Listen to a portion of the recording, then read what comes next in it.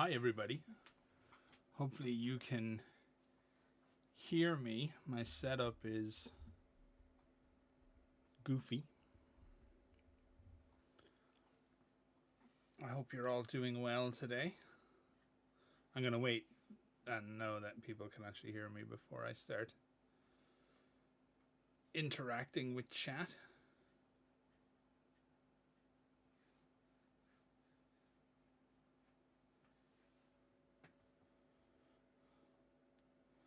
Audio is a bit low. That's probably just because the mic's far away more than anything else. I'm trying to figure out my jam right now.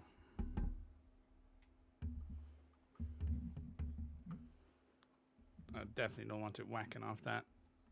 Alrighty, any better?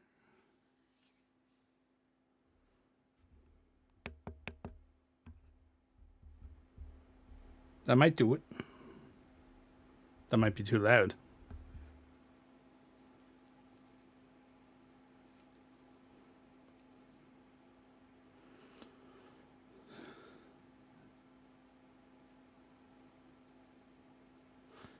Okay, is yeah too loud or is yeah better? Now it's a bit too loud. Okay.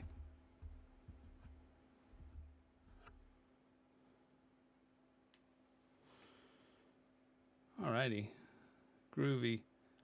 Let's run through chat. Hello, just joking. Melon Fondler. Love the name. Good intentions. Got me here. I hope so.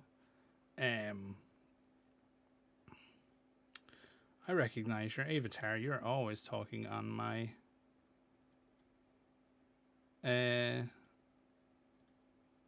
videos, Crispy. Thank you so much, man. You're constantly there, just chatting away. That's cool.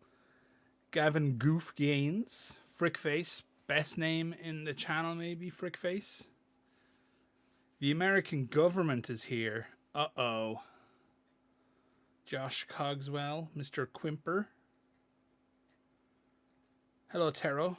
Hello to Finland. Hello from Ireland, I guess.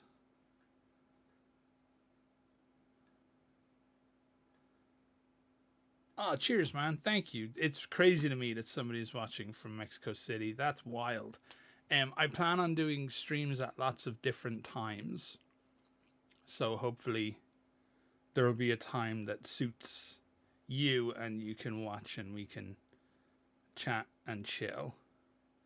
Hello from Vienna. Man, this is crazy. People from all over the world. Love your Lorvids. Excited to see some painting. Thank you. Now, you might be less excited to see some painting after you've seen my painting. So keep that in mind.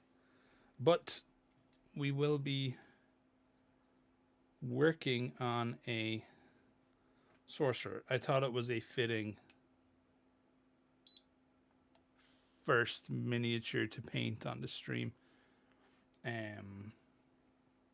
You know, it's my little avatar and whatnot, so I thought, greetings from Ireland. I'm not having any fucking Irish in here. No thank you, man. No, nice to meet you, dude. Hope you have a fun time.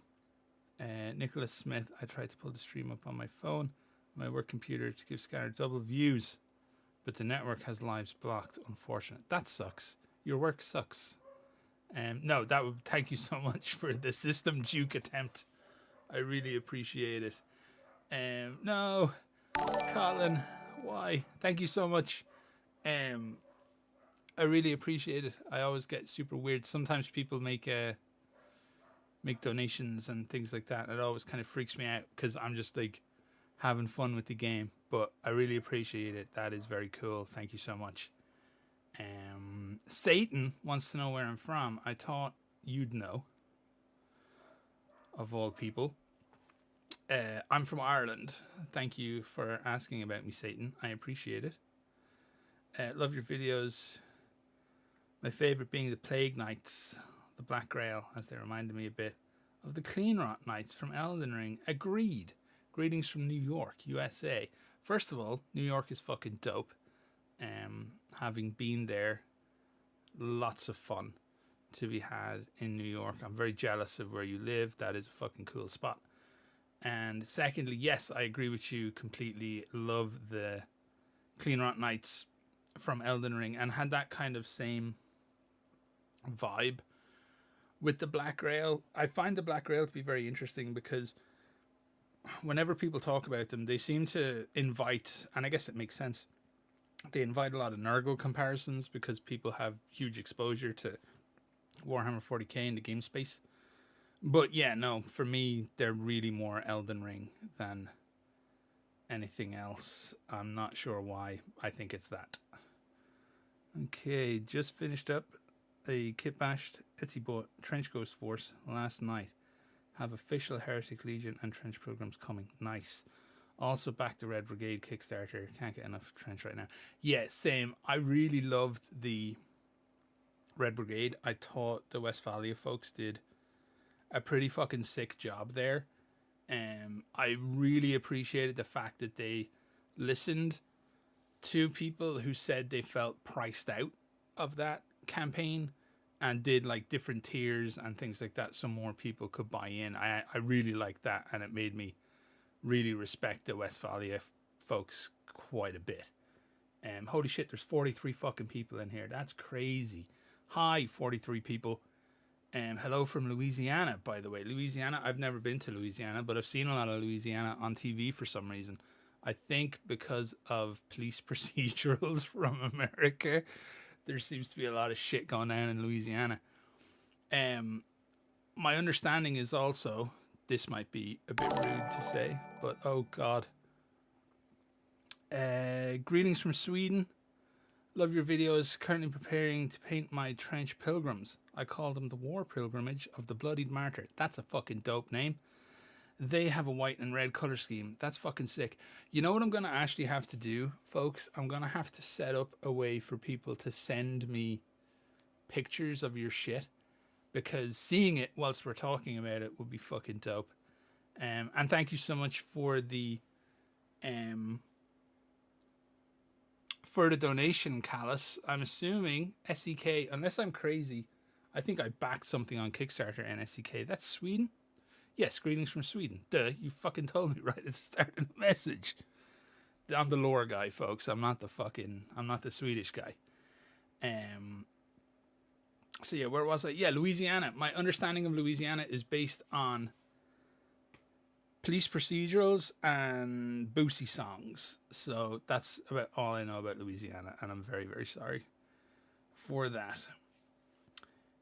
Nick, I just learned that some local libraries have 3D printers, so I'm thinking of picking up the files for the Iron Sultanate and the court and do my own printing. That would be fucking dope. What you should do first is just find a free file of literally anything, some kind of miniature, I guess, and test it on the printers and see what the quality is like. Just so you know that the print quality is going to be good before you lay out for the files. No, don't start this. Don't start this. More donations. Josh, thank you so much, man. I really appreciate it. That's dope. I got to do my little hearts. I'm very flustered right now. I'm very nervous, I think. That's sick, Josh. Thank you so much for the donation. I really appreciate it. That's awesome.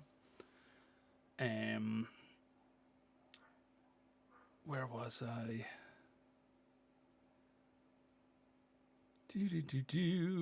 Levi. Did I reply to Levi? I don't think I did. Hi, love your videos. You got me and my friends into Trench Crusade. That's pretty dope. I think Mike and Tomas got us into Trench Crusade, I would say. I was maybe a mild catalyst, but that's about it. I wanted to ask, what kind of faction would you like to see added? So, okay, this is actually a dope question, and we should all answer this. So if everybody wants to talk about this in chat, do. I love the Temple of Metamorphosis and the Order of the Dragon. I am with you. I'm really interested in seeing the Pathed Beast, seeing the Temple of Metamorphosis. I would love to see the Order of the Dragon in there. But what I really want to see more than anything is I really want the game to expand out to like further into Asia And because I guess I'm a giant weeb, I would love to see Chinese and Japanese and Indian factions and what they're like in the game. The reason for that is I think it's a good opportunity to buck stereotypes of how we imagine those factions to be and to do something super interesting and super crazy. I would love to see those end up in the game, but not just be like, I don't want a Japanese faction to just be like a bunch of samurai. Although I've seen people do samurai sculpts for the game and they look fucking incredible, no doubt about it. But I would love to see it. Frickface, I'm going to jump to your comment because it's interesting. Do you expect to see more religions to be represented? I don't, but I hope they do. I don't know, because Mike and Tomas, they're fun to talk to about Trench Crusade, but they also play their cards close to their chest, and they don't tell me stuff that I could drop huge spoilers of, such as what the game might look like a couple of years down the line, because I don't even know if they know. But I would love to see more religions introduced. I just don't know if that would ruin the vibe or the nature of the game. What I would love to see is that what's happening in the earth is a manifestation of people's inner faiths, right? So people who are into the Abrahamic stuff, they see the Abrahamic stuff. And if you're in a completely different part of the world with a completely different part of, or a completely different religion and understanding and concept of spirituality and an afterlife and a deity, that's what you see. That's how this power represents itself to you. My problem with that is it kind of undermines the central tenet of God versus the devil, which I really, really enjoy. And I'm enjoying writing about and having a lot of fun figuring out.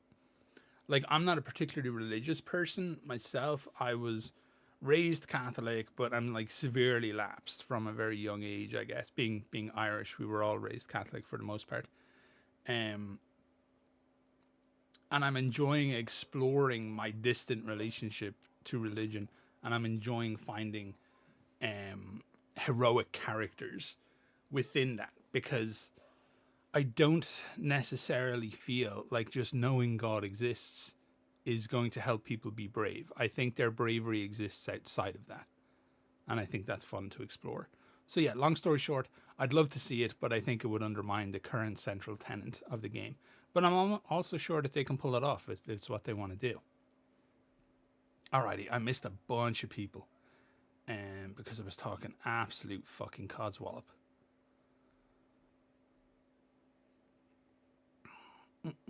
Greetings from Nottingham. Ben Birkin, greetings from Nottingham, UK. You're from the Lead Belt. You're from the home of it all. Nottingham, where I think everybody's obsession with wargaming started in a major way with Games Workshop. That's cool. Have you ever been to Warhammer World, Ben? Is that something that interests you, or do you just not give a shit about Games Workshop? I hope they expand upon Britannia's Moving Fortress. I fucking hope they expand upon Britannia's Moving Fortress by giving us just tremendous lore about the construction of it. I think is actually one of the most interesting things. I don't just want to know it exists. I want to know how. I'm going to turn on a light there. I want to know how they actually built this fucking thing. And if ever they were going to do, like schematics of something, I think schematics of the Moving Fortress would be dope as shit. So that would be quite cool. I love to take on druids. Yes, I really love druids. I'm really interested in how they're doing stuff in a non-stereotypical fashion, because the Path of the Beast are, they're just a return to dog vibe, but done in a really interesting way. Like, you're just abandoning. It's almost a logical thing to argue about in a world where all this horrible shit is happening, is if you don't want to die, but you don't want to process it, so become a dog. Why not? Have you heard any of the rumblings of the Crusader Knights? I want my Order of Iscariot warband. I know that Crusader Knights are coming at some point, but I don't know in what capacity. my understanding of things, or at least what I've seen Tomas say in public channels, is that it will be currently, I think the focus is on bringing in a Hebrew warband is something that he's working on very, very passionately and diligently. Could you imagine a faction of Buddhist warriors using the oneness to confront the demons? Yes, that would be really cool. I'd also really like to see demons from one belief system interacting with believers from another belief system, where, you know, the Buddhist just doesn't give a shit about something from the court because it's not representative of anything it would actually worry about or his afterlife. So why would he care? That would be pretty dope. Alrighty, if I move this window here, and if I move this guy here, yeah, that makes a bit more sense. Alrighty, what Norse pantheon? You could bring in hell as another evil, chilling force. Even yes, that would be really interesting. There's just so much room for almost anything. Hello, Ghost Cat. I didn't want to miss your comment. I'm losing my own comments now. 50 viewers. You all are absolutely crazy for coming in. Thank you so much for checking out the stream. What's interesting is that both Catholicism and Islam appears to be right in terms of their fate, since the Iron Wall manifests for the Muslims.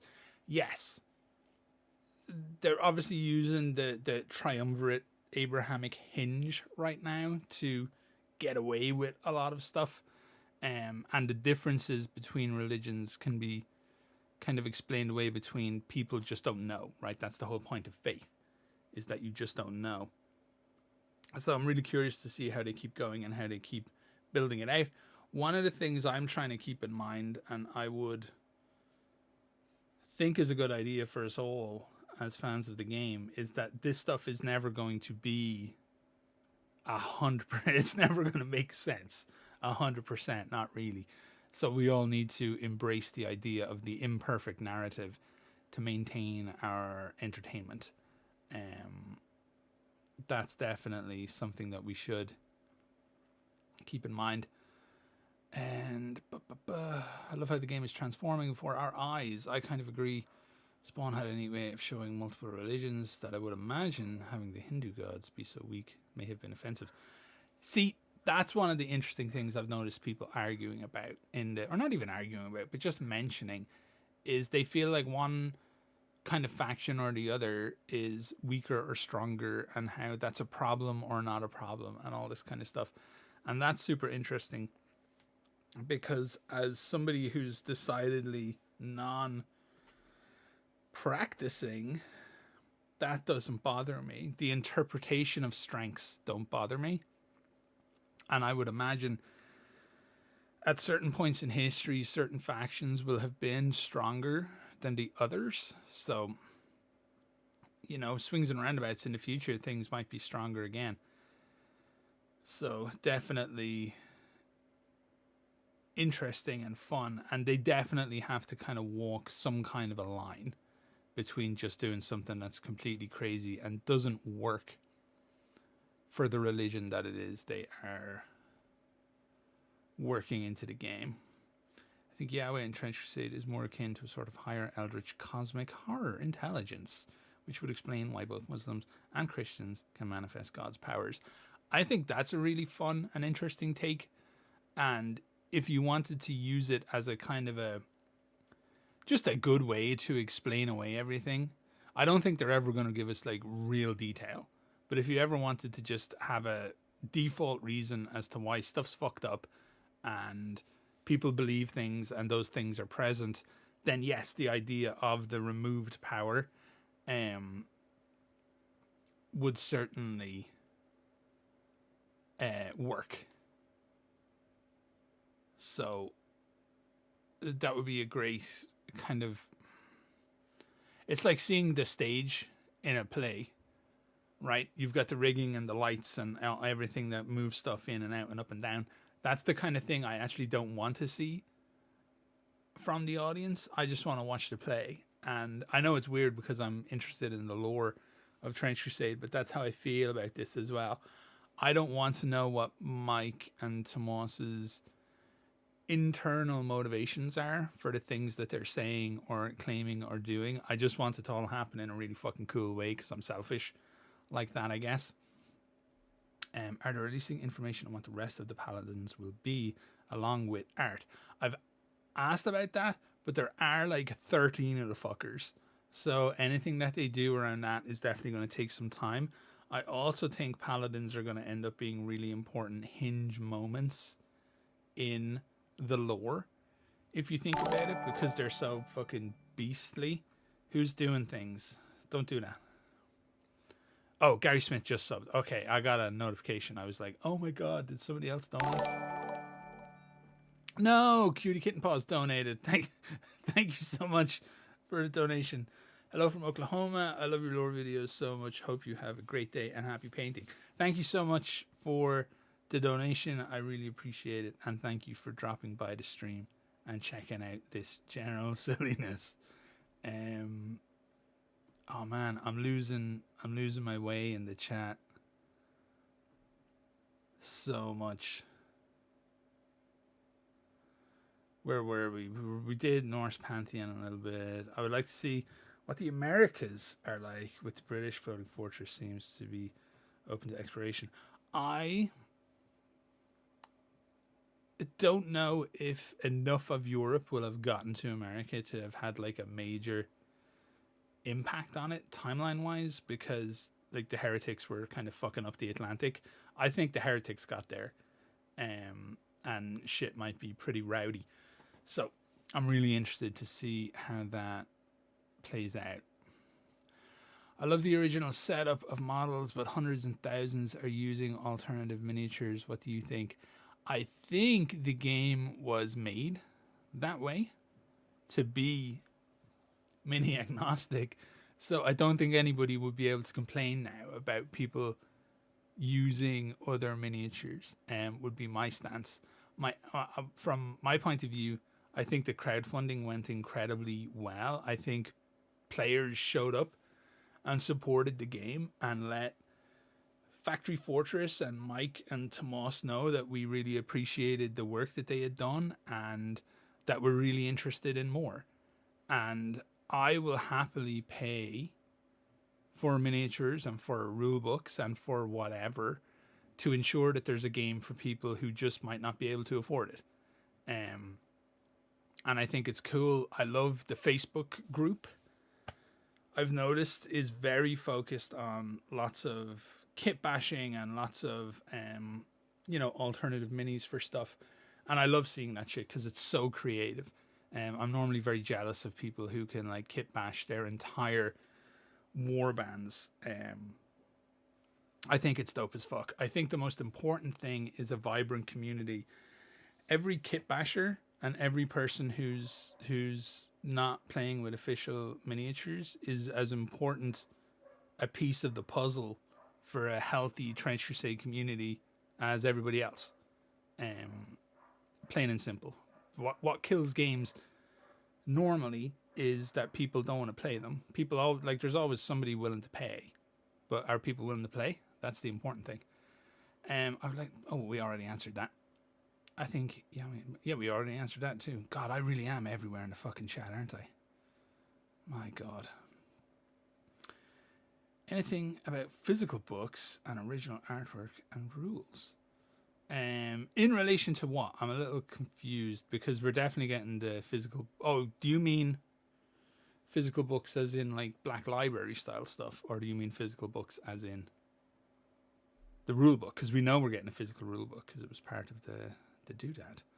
I go to Warhammer World regularly. It's a great gaming facility. I am incredibly fucking jealous.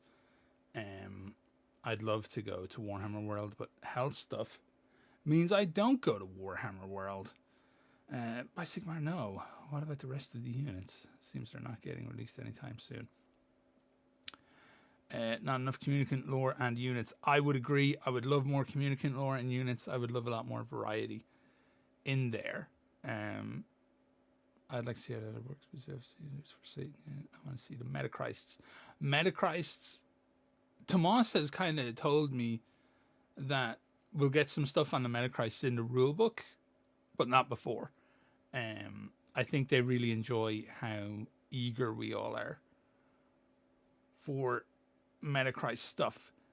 Eastern Orthodox Trench subfaction would be really cool. Agreed. That would be dope. Did I skip past everybody there?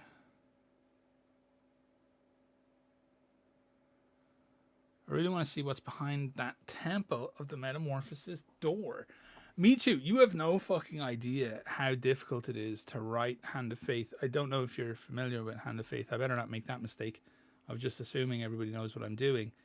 So in Hand of Faith, obviously, my main character is seeing things that he doesn't understand. And one of the things that he's seeing is Temple of the Metamorphosis stuff. And he doesn't understand what it is that he's seeing. And I need to write all that in such a way that it's non-definitive. Because I don't fucking know. And Mike won't tell me because he's mean. And I need to explore it without defining it so that Mike can create it. So if he would just do that and tell me, that would be fantastic. But he doesn't want to do it. So it is what it is.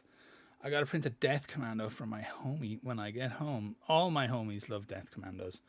That's actually one of the first things I printed was my Death Commando, which I've since moved somewhere. I don't know. But my current active paint job, I guess, is my Hell Knights,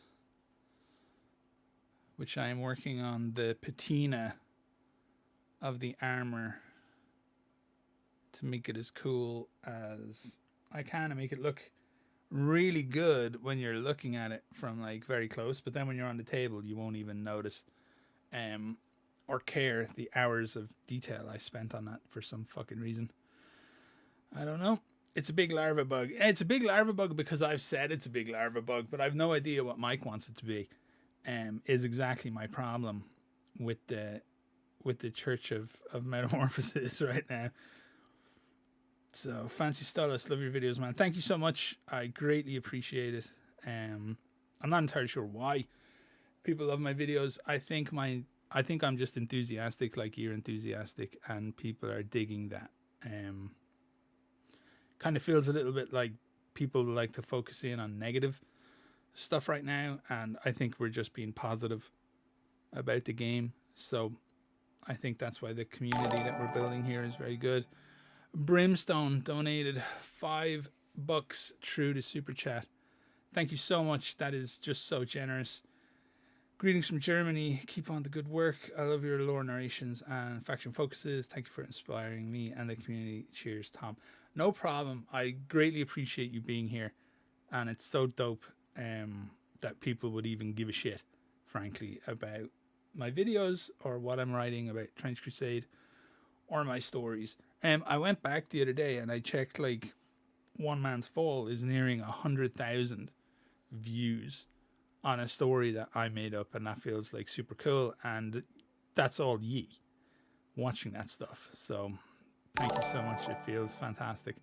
James Nagel donated $5 through super chat. James, you're too generous. Thank you so much. I love your work. Thanks a bunch, man. That means that means a lot to me, and I greatly appreciate it. I cannot overstate how much I enjoy you all in my chat, in my comment section, just having fun with the game. And because the way you react to stuff like helps me write things. And I sit here with my wife and I try to predict what people are going to like and what people are not going to like. Like the Red Brigade story, I really went back and forth on that dog. Like, I'm not going to lie, the dog was dead for quite a while. And it was my wife who convinced me that I couldn't kill the dog. She told me, if you kill that fucking dog, people are going to unsub. So you better figure out a way to bring that dog back. And I kind of reworked the story a little bit. But yeah, I'm always, I really appreciate all the comments and the super chats and the general chat. It's lovely. Think of using Ottoman World War One minis as Iron Sultanate as my own faction of Turkish survivors of the loss of Anatolia.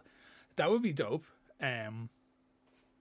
Ottoman World War One minis tend to look really fucking cool. In general, the Ottomans had that, like, I think a really nice middle ground between obviously looking very militarized and then looking just very cool. And not all militarized stuff looks cool. A lot of it can look very boring. So that's pretty sick. Anyone remember the crazy Jewish tech in Wolfenstein: The New Order? Yes. That shit was the bomb. And I would love to see just that kind of madness come into the game. I'm sure they've got their plans for it, but that would be sick as fuck. I've printed my war, so I can now play until I finish my kit bashes. Oh, nice. Alrighty, where am I going? Hi, Josh1920. Hi, I'm gonna just jump past a bunch of stuff. Andrew, thank you so much. I've got like the ultimate lore video on the way. I've been working this for a while. I've done like a complete rewrite of all the lore. Like I haven't made it different, but I've done it all in my words instead of the official stuff, and I've been recording it slowly over time.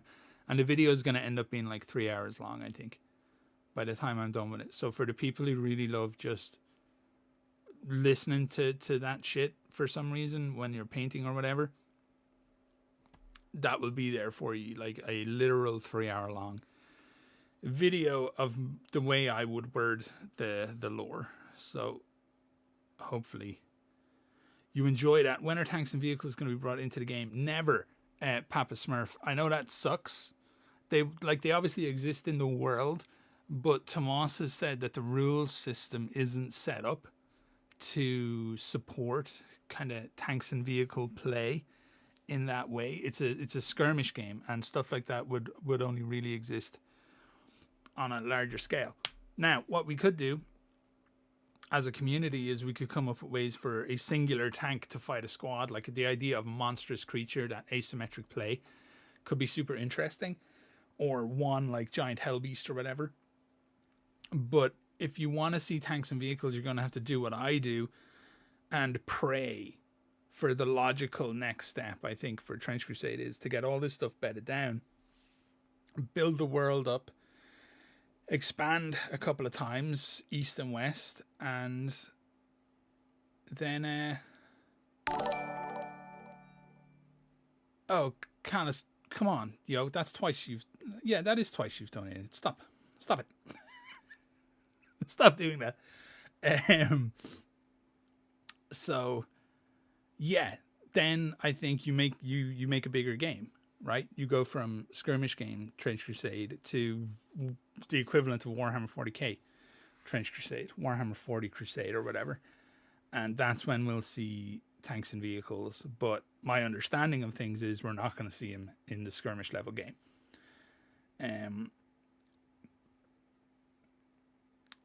Alrighty. Do you write all the stories yourself? All my stories, yes. I write them myself. So Hand of Faith, One Man's Fall, Cataclysm, Fire and Frost, all that stuff is me, which is nice. I just like writing, and it's a fun world to write in, and then I like to take their stuff, I'll rewrite it sometimes. Today's video had no rewriting whatsoever in it because I was just so fucking busy in work I didn't even have time.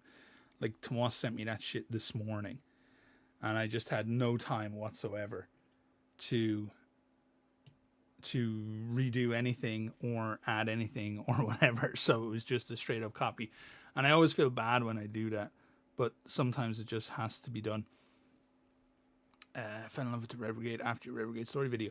Thank you. That one was kind of a weird one to write. It was, I think my writing took a step up with that video, because I had so long to work on it. I came up with the idea a few months before the Kickstarter went live. and I had a long time to think about it and sit with it in my head. And I still think I made some mistakes in the storytelling, but I also think it was like a story where my writing ability genuinely did improve because of that story. So I'm super glad that people enjoyed it and responded well to it. Your accent and cadence fit the setting really well. Thank you, Ben. I appreciate that. There's some people who would fucking disagree with you. I think I'm kind of doing it very specifically that way because I think it's just a little bit of gravitas into the setting. I don't want to do just like my normal voice or not my normal voice. I don't want to do me like super excited, right? It's like, oh, look, this fucking skinned baby.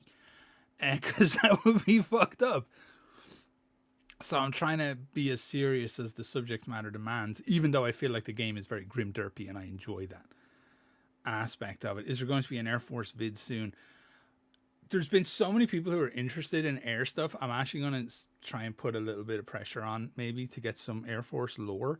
I don't know how much lore we're going to get that's like strictly world building as opposed to tying somehow into the skirmish game, but I think that's something they should really do. James, no, what are you doing? That's twice you've donated. God damn it. This dono is for the Hand of Fate series. Also, the community should be making it so you do not need to work and keep writing for us. I want to know Anton's save. Thank you so much. Anton is good for now. I guess I can tell you the new chapter 3 of Hand of Faith is dropping. I'm going to drop it on Monday. I wanted to drop it this week, but things got a little weird and interesting on my end that I can't explain why. I was meeting with people, and the meetings were fun. But yeah, chapter 3 is going to come on Monday, part 3.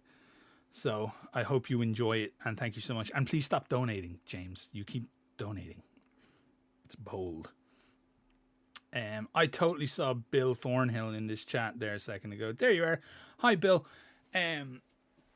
Bill, ladies and gentlemen, I featured one of his minis in my video, the alternate sculpt of a artillery witch. I would beg you all to check out Bill's stuff, Lost Heresy Miniatures. So good. I think I can post a link in my own chat. Let's give it a shot. See if it'll let me do it. But yeah, Bill's stuff I think is absolutely wonderful and does like more than just like Trench Crusade. Like the Silver Bayonet stuff that Bill does is actually making me get into Silver Bayonet just so I can fucking use it. So yeah, that's Bill. Everybody say hello to Bill. I really like Bill.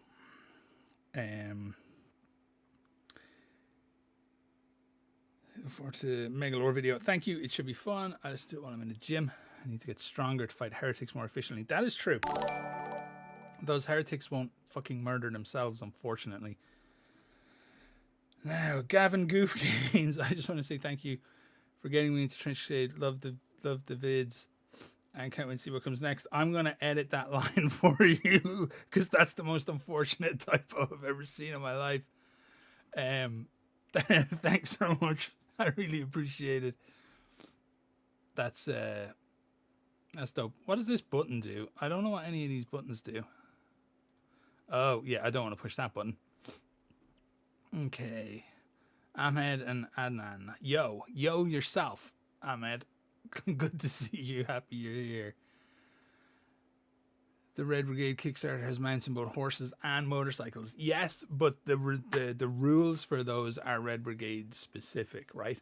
They're specific to the scenarios that are included basically in that. They're going to be a larger scale game taking place in the same universe. Hopefully. I mean, that would be what you'd want to do with a successful game, right? Is finish it up, build it out, and then go bigger. I would assume. I can't speak as to what they definitely want to do, but that's what I'd want to do. if it were me. I genuinely thought those stories were actually lore. No, as the old meme goes, my source is I made it up. So sorry about that. Potential American faction, old history, Native American, Wild West, and American Industrial Revolution combined. See, that's what we really fucking need in Trench Crusade, right? I'm not messing here when I say if the lore plays out, if the world building has played out in such a way where we can't have fucking cowboys, we've got a serious problem. And I don't care where the cowboys come from. I don't care what the cowboys do. If they want to do Native American cowboys, I'm for it. What, like, did the Europeans introduce horses to America? I think so. I think I read that somewhere once. But fuck that. Let's just say it was they were always there. You know what I mean? Let's just have fucking cowboys. What was your inspiration for the Black Rail song in the Battle for Crete? It's by far one of my most favorite pieces you've done. Thank you. So my mate Nurgle, it was for his war band, and I really appreciate it when the folks I play with let me use their games in that way, right? Because what they're doing is they're ceding control of their characters to me. And I'm going to make a video about it, and suddenly their characters are going to become something different. So I like to try and do something that I think that they'd really appreciate. And it was Nurgle that had the idea for the sea shanty. Ever since he started his warband, he really wanted them to just sing a sea shanty, but he never wrote that sea shanty or figured out what it might be. So I just did it. We were just sitting in Discord, and I was like, "Yo, what do you think of this?" And he was like, "It's fucking dope, dude." So that's the way we went with it. I think I did it to the tune of the what's that song? The fucking Wellerman come to bring us sugar and tea and rum. You know that fucking song that went everywhere? I think I did it to the tune of that. So if you want to sing it, you can sing it to that tune, and you'll be good. Alrighty. Workshop Smashers, dope name. How far out in the world will the Trench Crusade reach? Will it be worldwide or centered around Europe and Africa? So, the game state seems to be like between incursions. Jesus Christ, Cat, you scared the bejesus out of me. The game state right now seems to be between incursions. So, realistically, this is my one issue, actually. Good question first, because you're going to make me talk about something that I don't like. My one issue with the Trench Crusade community is the obsession with trenches. And hear me out. I want fights and battle reports and terrain pieces that are set in just a town in Europe where the heretics are fucking around, or somewhere in Turkey where, you know, it's a farm and the farm is getting attacked. The farm grows like, you know, food for the local garrison, so they try to take it out. Just shit like that. Like, just, obviously the name is Trench Crusade, but I feel like we have an obsession with trenches because of that. And yes, trenches are fucking cool, but I'm actually planning a board that's a rail yard. Because I think if there's one thing that heretics would constantly be trying to fuck with, it's the supplies that go to New Antioch. So that's what I want to build, a train yard, and the train yard will be guarded by some soldiers, and they'll be attacked. That will be a fun battle report to do at some point, I think. I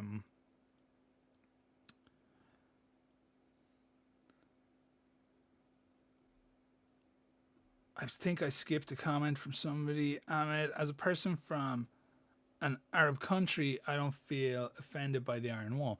That's a good thing. Actually, a question there is, I haven't seen anybody like feeling offended by the Iron Wall. I'm curious if that's a common feeling in areas of the community that I just don't see.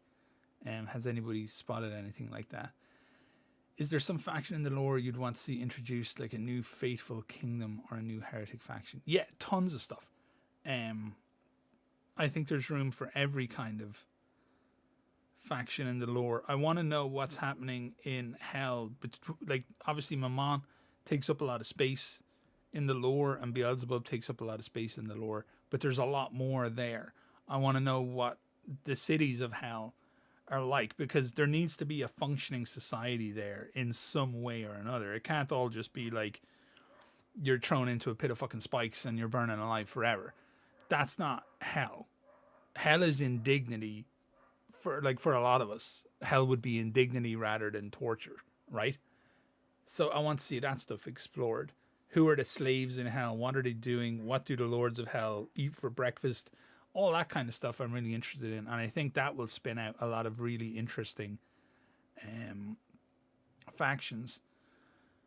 You mentioned a while ago that you were working on a story about the hell factions. I am working on a lot of stories, I guess. And one of them is definitely about the hell factions. I'm just trying not to... I'm trying not to bring too much to market until I know official takes on things, I guess. Or one of the things that I worry about is, am I overstepping my bounds? Should I shut the fuck up and let like Mike and Tomas cook and not be in their way and not be telling stories and just react more? But I think if they had a problem with what I'm doing or what any of us in the community is doing, I think they'd just say it. And I think they could definitely say it to me. Like, I've talked to them enough and I respect the shit out of them, where if they did turn around and go, look, we'd prefer if you didn't follow X, Y, or Z narrative, I would just not do that, because I'd know I'd be fucking something up for them. So yeah, I need to figure out my own stance on that one, I think. Now that someone mentioned it, many have been trying to outgrim the Warhammer world, like the Forever Winter recently. Yeah, Forever Winter was dope. I played the shit out of Forever Winter. I really enjoyed that game. I don't think that was trying to outgrim Warhammer 40k. So I think you need to... what am I going to say? You need to figure out on what sort of a scale are you examining suffering. And Warhammer 40k is doing it on a scale so big that the suffering itself almost doesn't matter, because there's too much of it to comprehend. If you've got endless planets fighting, then who gives a shit if one more planet is fighting? But if we've got one planet in Trench Crusade or one planet in Forever Winter and that's fighting, then we definitely have a serious issue. So I think the reason we feel like they're trying to outgrim Warhammer 40k is because what we're experiencing... Hey, Cameron, thank you so much for subbing. What we're experiencing is something that we can process better and see ourselves in more readily, right? We can all imagine a world that we wake up tomorrow and everything is absolutely gone to fuck. And that's much easier than waking up tomorrow and imagining yourself on the 4000th world that's gone to fuck. So I think that's one of the reasons why it feels like they're trying to outgrim them, but they're not technically doing that. Not on scale, anyway.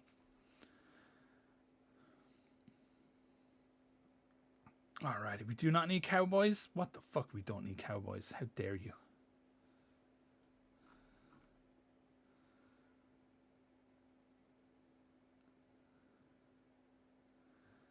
Union Jack the Ripper. Haven't chatted for a while on the Discord. Need to have a chat soon, mate.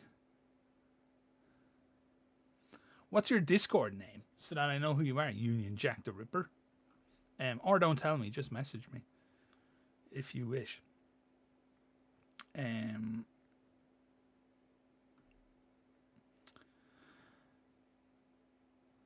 yeah. Bup.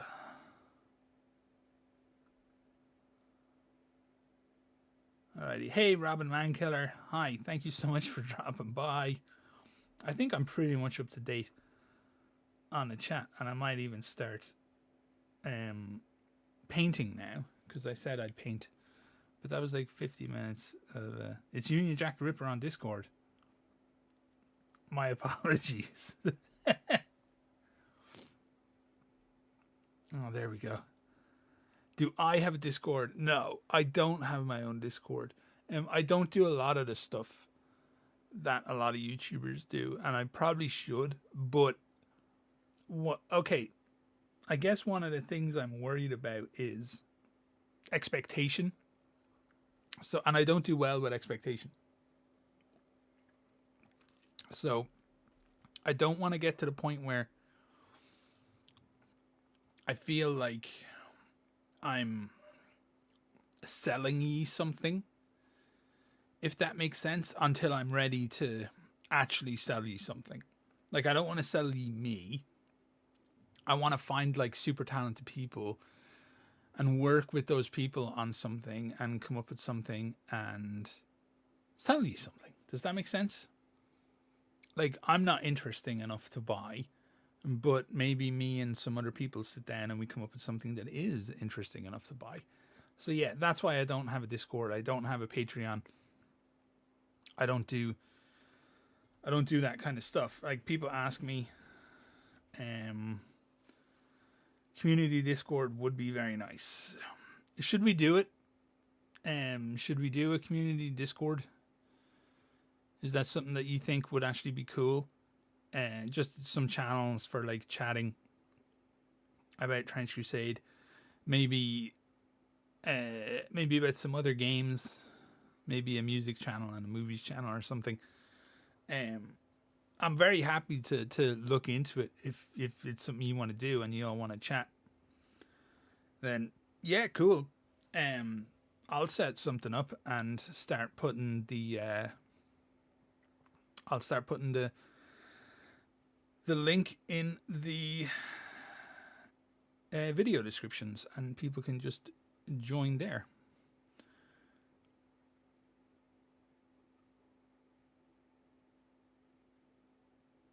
So yeah, cool. Let's do a Discord then. Okay, apparently I can change my mind easily enough. 66 people in here, which is crazy. If there was only 600 more, we could meme it up.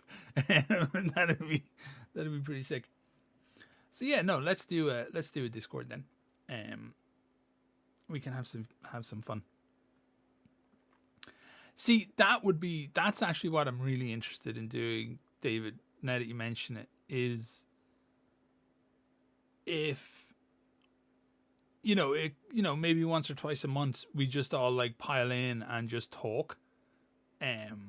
Like, I'm as interested in what you think about Trench Crusade and ideas and your factions, and yeah, that would actually solve the thing I was talking about earlier, right? Of giving everybody a place to post your miniatures and stuff like that, and I could see them and actually, like, when we're talking about them on stream. So yeah, no, you've really sold me, man. You should work for Discord or something. You really sold me on the idea of a community Discord. It wasn't something I was super into, but you just kind of reminded me that a community Discord is about the community and not about me. That's all it took. So fair play. I've been listening to your recorded voice for almost 2 weeks straight, and I dig the live interactions. Thank you very much for watching the videos, Robin. I really, really appreciate it. You could show one live stream showing community painting. Yeah, exactly. Yeah, no. Completely agree with you. I'm all in on the Discord. Let's go. You'll slowly convince me to do all the things that I wasn't going to do. So that will be good. Okay, actually, whilst you're here, I'll get your opinion on something. So what I'm going to do is I love Hand of Faith, but Hand of Faith has grown much bigger than it was going to be when I first created it. When I first came up with Hand of Faith, it was going to be 5 parts. But now it's going to be more than that. And I really want to... I guess they're like filler episodes of an anime in a way. But I'm going to be doing short stories specifically about the other members of the Rough and Readies, because I can't dedicate enough time to them for you to really get to know them. And I think they're really interesting characters and I have a lot of fun with them. So I'm going to do short stories just about segments of their lives, so you get to know them better. The first one I'm doing is actually a story about Burke. because he's, I think, my favorite guy because he's big and I'm big. So I guess I feel some kind of connection to the character in that way. So yeah, what do you think of which Paladin Hell Circle are you excited to see? None of the Hell Circles, Hell Circles seem really scary. Yeah, Bill, not so much origins. Yeah, origin stories, as in stories that made them the people that they are, that we know. Not so much this is how everybody joined New Antioch armies, kind of a deal. Because that'd be like super boring.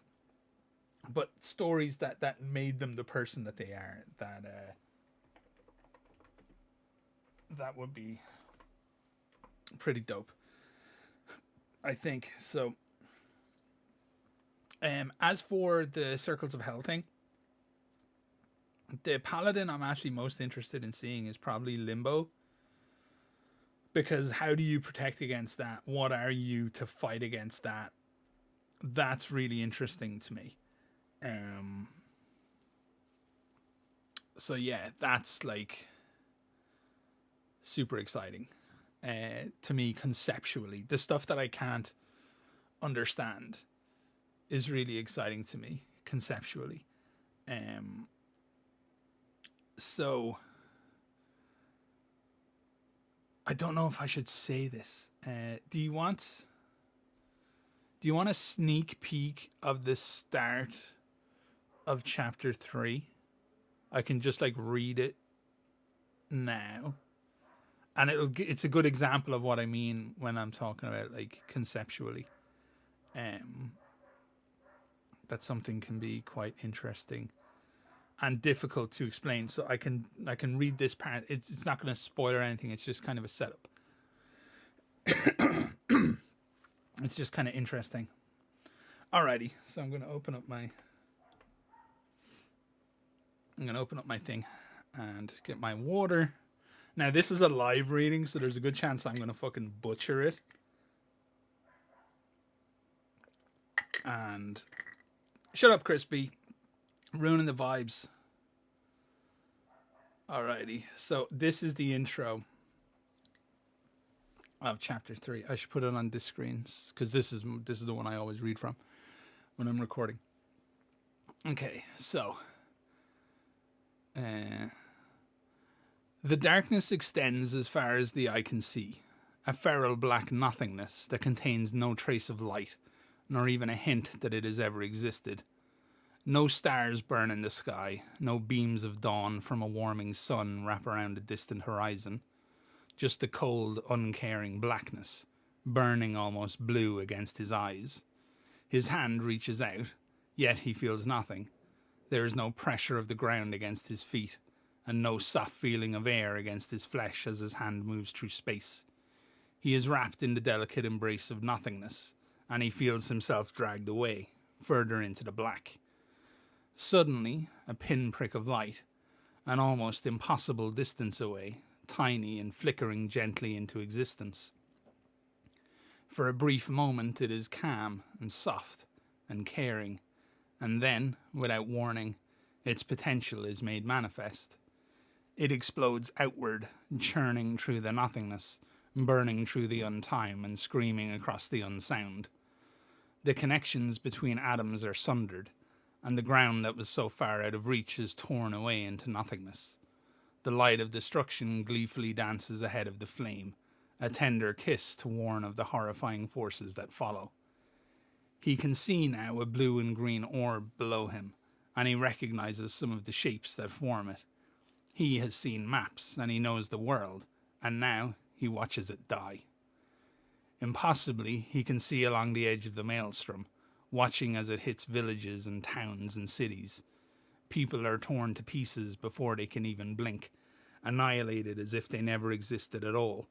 Every building is toppled, and every stone and brick is turned to dust, and all the works of man and any sign of his creation are reduced to nothing.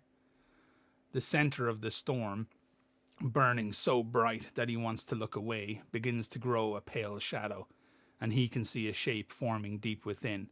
He has seen this thing before, high above him instead of below, and he can once again feel the new form lurking beneath his flesh, calling to him and inviting him to change. As the storm grows, so too does the shape, the larva, and the edges of the two meeting along a violent shared probability. He can feel the zygotic god probe the edges, but be violently dragged back by the forces that exist there. He can hear the chittering sounds of the things that are not here, see their sickening dance through the sands of their own molted forms. He can feel their hatred, that he is now witness to what they seek to endure. Slowly and excruciatingly, he feels the formation of a giant eye within the larva, and it turns its focus to him, and he screams. So that's the intro. Hey, Ben. Hope you're doing good. So that's the intro. So what I needed to do in the intro was somebody who had never seen the world, right? Anton's never actually seen what the world looks like the way we have. How do I have him recognize the world? So it's that line about the maps, basically, where he's seen maps and he knows what a country is, and he realizes I'm looking at the country, I'm looking at the world, blah, blah, blah. In his, like, scary dream. So yeah, that's the intro of it. He's basically having a dream and wakes up from it. Hi, not really the live stream guy. Just want to say thank you for your videos. Thank you, Marcel. I really appreciate it, man. Thanks a bunch. Yeah, so that's the start of chapter 3, part 3, I guess, rather than chapter 3. And there's another 5,000 words after that, which you'll get on Monday. So I hope you like it.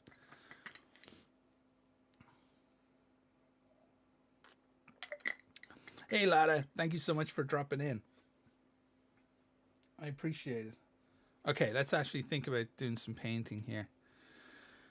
If you ever choose to sell written manuscripts of your stories, I'd be all in. So, it's awkward to say this kind of stuff, but I was going to do a PDF of the stuff I've written so far. I just got to check it all for typos and make sure I'm actually happy with it. And then, because I know people do actually just want to read it. So I was going to do like a PDF and you'll just be able to download it for free. I guess we'll put it in the new Discord and people can download it from there. Would be pretty cool. So yeah, you don't gotta buy stuff from me. Generally speaking, if you just ask, I'll figure out a way to do it. It's no big problem at all. So yeah, I was going to do that. I was going to do like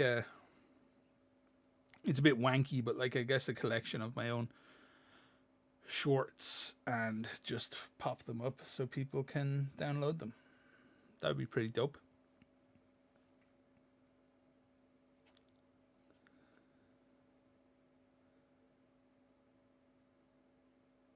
See, I think do I have everything? I've said everything. I've answered people. Boop, boop, boop. I saw Bill say something now. Bravo, you make the horror very real.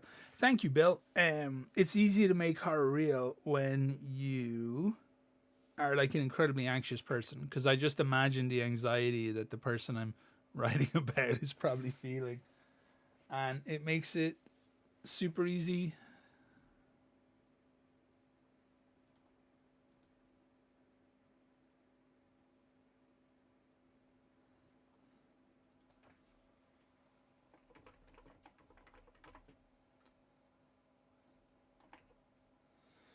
That was weird. Chrome crashed for a second.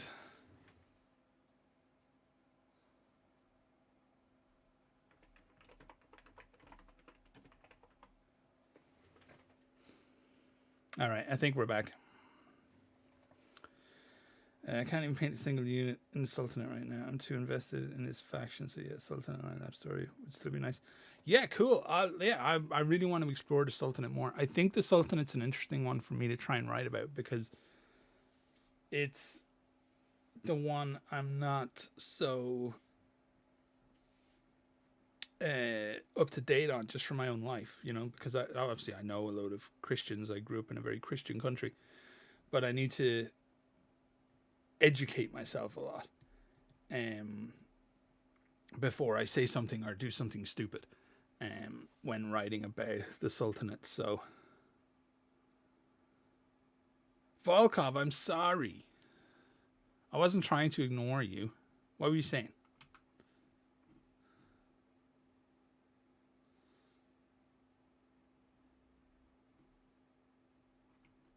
Oh, to be fair, you did talk a lot and I did completely ignore you. I'm very sorry. It's hard for me to keep up. I get very, what you call it? Very flustered very easily, I guess.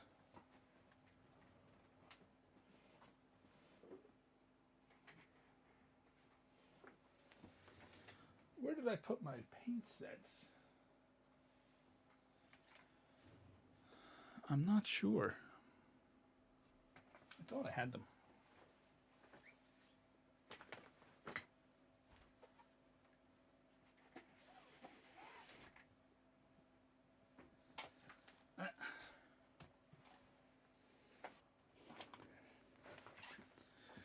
Here we go. Paint set time. I forked out for these so I could do a review and see if they're any good for Trench Crusade, because I've noticed a lot of people are just very new to the hobby. Like, a lot of people in my comment section or elsewhere are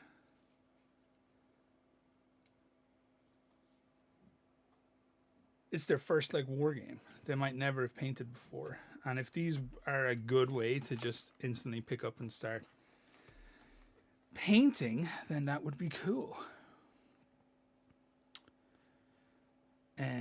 I wonder when they will get more into the lore about Eastern Orthodox nations like Russia and Greece, and Eastern Europe overall, and their contribution to the war against hell, and East Asia as well.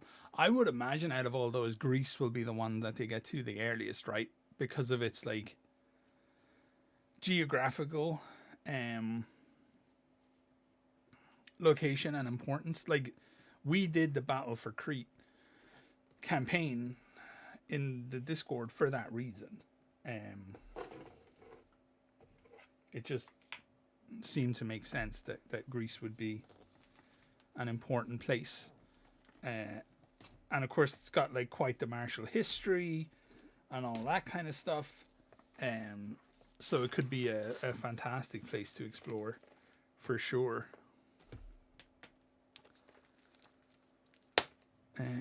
I worked today on wooden walks for my trench table. Just tried a paint scheme for my bunkers. Good progress.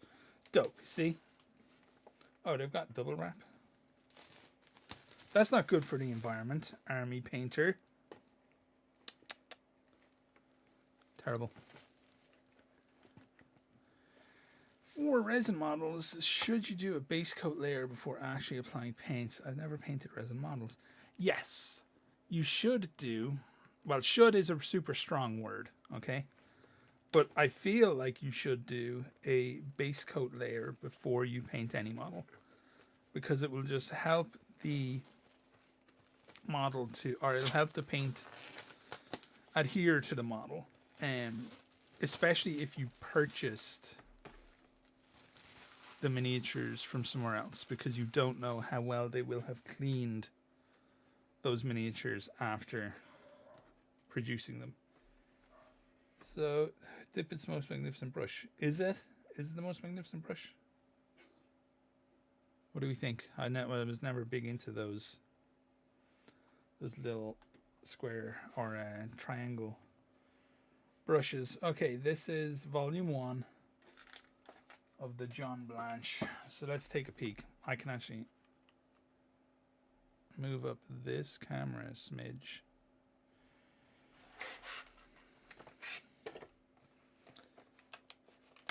And we can take a better look.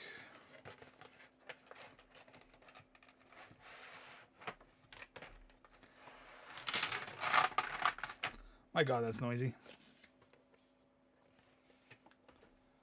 Yeah, the other thing that you want to do, I guess that you can do when you're preparing to paint, you may or may not know, is just, you don't have to do it the way I did it. I just use rattle cans, right? So the black goes first and then the white from the top as a zenithal, just to help set some volumes and stuff like that. But it's a good thing to do. It just helps you figure out where the light is hitting your guy. You don't have to do that. It's not necessary. You can just do a black primer or a white primer.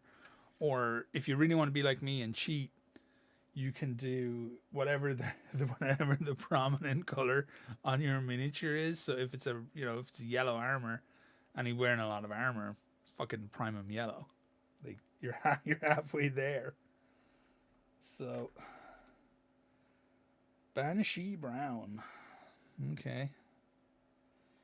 Let's start painting.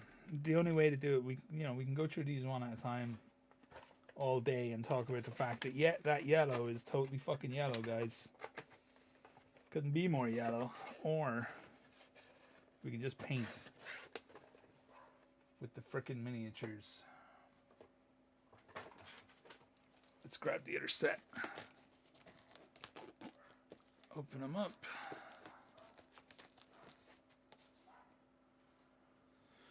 Prime pink for yellow. Yeah, that's a good one. Prime pink and then a little bit of brown for your shadows.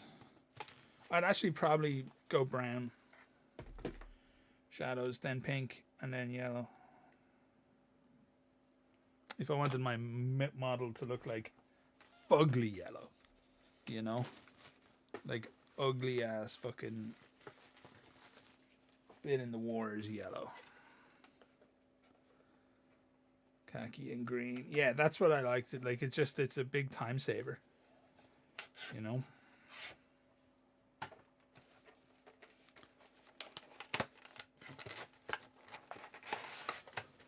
Do. Alrighty. Thanks, Mr. Blanche, for the paints. Thanks, Games Workshop, for not doing a paint set with the man, for Christ's sake. He only worked with you for 47 million years. Weirdos. You get this little thing, I guess, which is your colors. Enhancing the triad system. So I'm going to be honest. When it comes to the paint companies, Army Painter have really won me over lately. I've been really enjoying their stuff. I used to be all about Vallejo. I had some issues with Vallejo when their staff had issues with Vallejo and they went on strike and stuff. I'm glad those staff got the things that they needed to continue working there. But Vallejo will always make this, which is exhaust manifold. I do not feel there is a finer metal on the market. There just isn't. So I will always use that metal, I feel. But Army Painter have really been winning me over with the stuff that they've been doing lately. I feel like they've kind of taken ownership on things that they made mistakes on in the past and are really trying to develop improved products. So fair play to those guys. The only thing that kind of sucks about these paint sets, and I'm very happy to say it, and to be honest, I'm very happy to pay it, is there's a premium attached, right? Because it's the John Blanche tax, essentially. You're a fan, you're buying a thing because you're a fan, so you get charged a little more than their standard paint set would have been. Now, maybe I'm wrong about that, but that is just how I feel. And what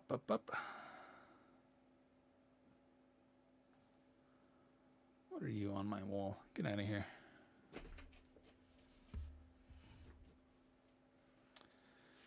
What's the deal with Vallejo Metals? I heard they changed the formula, then changed it back. Which one do I buy? Now that I don't know, because I bought this a while ago, and Mr. Cookie, $20. Hope you have a great day, mate. Thank you so much. You too. There was no need to donate, but I truly appreciate it.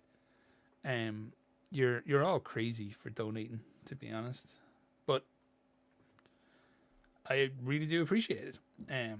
So yeah, Vallejo Metal. This is the one I use, the metal color.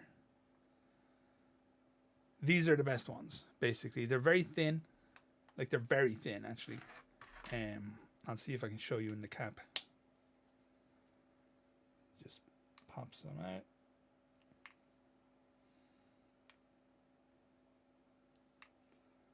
You can just see it in the cap. It is almost thin as water.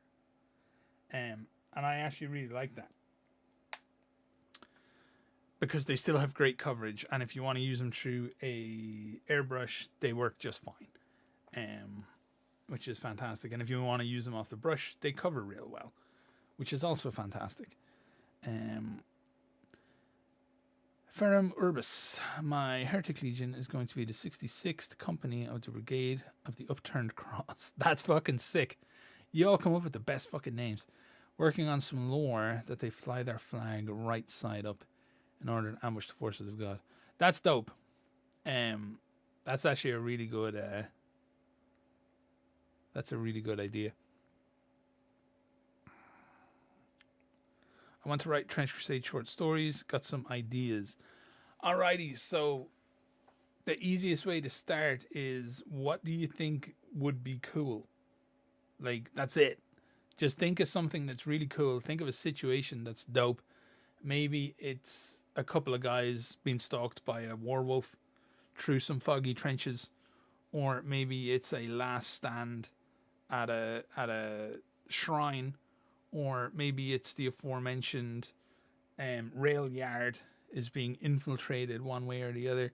Just have a main character that you're writing about within that story, and then just go from there. That's the easiest way to start writing.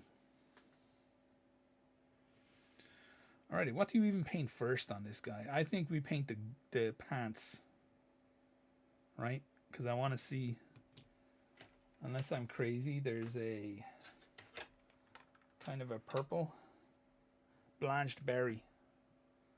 That's the one I want. I want to see it on the pants.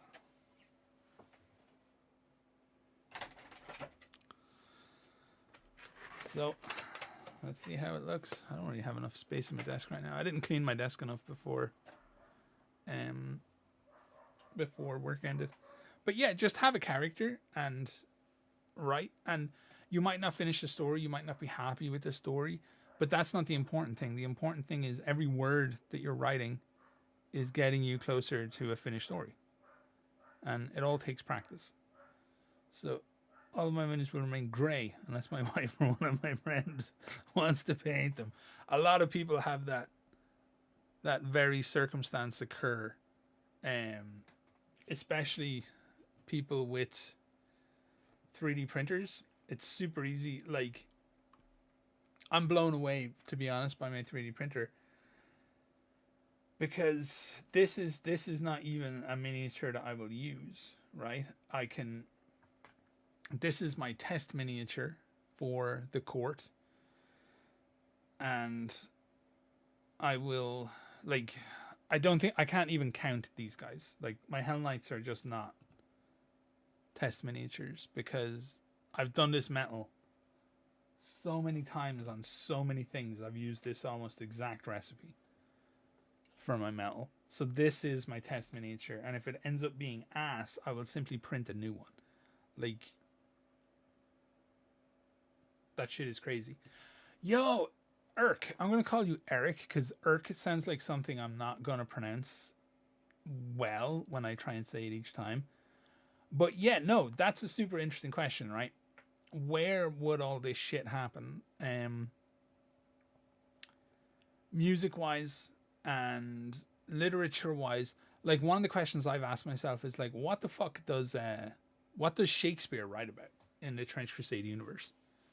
Who knows what he comes up with, but that stuff is pretty wild. And what's music like, and how does how does jazz develop? Do all kinds of things develop that have very clear developmental paths in the real world? How do they get to those things in the Trench Crusade world? I have no idea. But it's certainly very interesting. That brush is way too small for me, Mr. Blanche.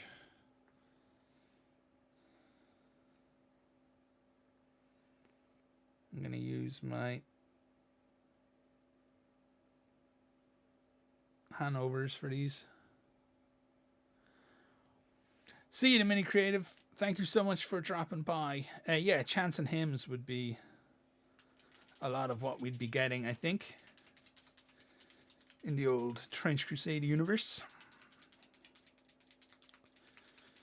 But yeah, like I love thinking about that kind of stuff. What would literature be like? What would art be like? Because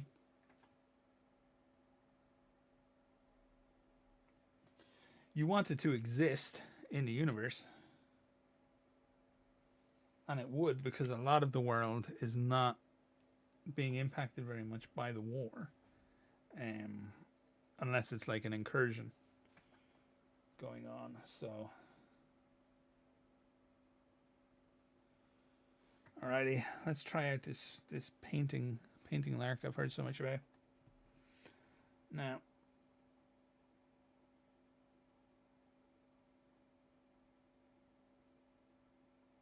I can definitely thin that down a little bit.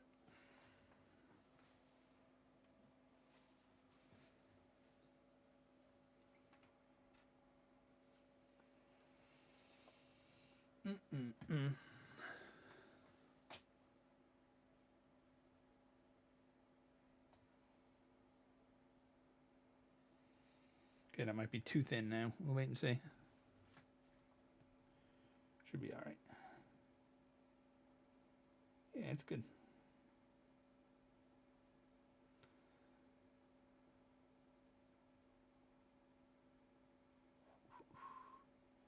Because one of the things I'm working on, because I like to produce music, is I'm working on Trench Crusade ambient music, I guess. But as a huge fan of like Vangelis and things like that, I'm always drawn to making that kind of droney synthy stuff. And that's not really going to work. So I'm trying to make this thing called FM synthesis, basically, that makes you make kind of chunky sounds. And I'm trying to figure out what I think that vibe is. Because I've noticed a lot of channels out there doing like, oh, you know, it's a Trench Crusade playlist and all. But a lot of them, they're just using an AI to, like Sonus or something, to put out an hour of ambient music, and then that's it. That's as complicated as it gets for them, which isn't really my bag. So, hey Dark, how are you? Chat, say hello to Dark, who has been my constant source of just amazingness in Trench Crusade, and just a really good person, and has helped me a lot with my understanding and take on awkward rules. So that's Dark. Dark will accept no compliments, so that's going to have made Dark feel very awkward, which was the point. Yeah, painting's interesting, man, because I guess I should say who I'm replying to here. Nicholas, I've thought about getting into painting, but I just don't have the patience to do it. It doesn't require as much patience anymore to get interesting results, frankly. Thanks to things like speed painting and stuff like that. I would also say to don't sell yourself short in what you might enjoy doing. So if you can drop into a hobby shop somewhere that's doing a painting day and figure out if you like it from a low investment point, I would definitely urge you to do that, because you can really surprise yourself with what you actually enjoy and how much patience you might really have for it when you figure out that you do like it. Or who gives a shit? Like, models don't need to be fucking painted. You don't even need to own models, right? We're just allowed like lore and stuff if that's what we're really into. So believe me, things are better now than when I was younger. Don't let anybody fool any of you about that shit. Like, oh, the hobby was much better back in my day. Nope. It's better now, nerds. More games, more options, things like 3D printing, kind of really helping to empower small creators and the consumer. Far more variety of product, far more variety of creator. Hobby's much better now.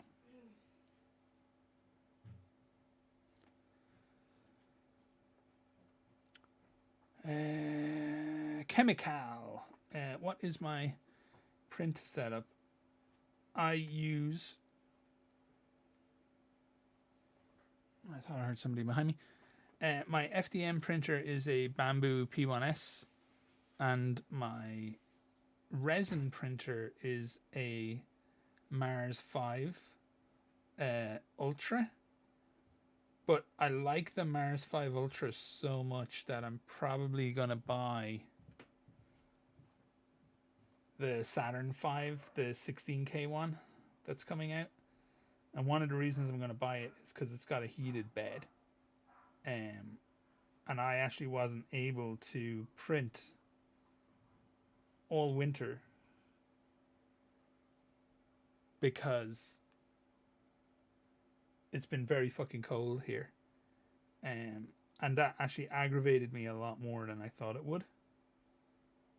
So that will be, I think, my next purchase. Because I really like the Mars 5. It's been a great... It was my first resin printer. It was a really soft introduction to resin printing, which was something I was super worried about. The fucking 0.2, that's worth the cash, right? Like, I'm seeing amazing results from people on their FDM prints, and what's that guy's name? Once in a Six Side. He's the 3D printing YouTuber that I like to watch the most because he's just like really chill and kind of hobby focused. He's been doing some really interesting stuff with FDM and exploring it, and seems to have very much turned the corner in his stance on how FDM can do minis. So I was thinking about getting the 0.2. Too cold to print some real North Atlantic shit. Yeah, no doubt, man. Like, in Ireland, we're as far north as, like, we're halfway up Canada.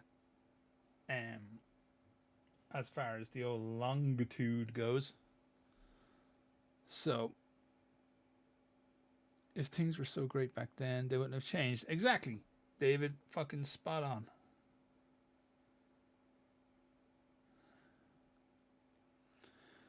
Paul, I'm in it for lore. Always had shaky hands, so I'm all about stories.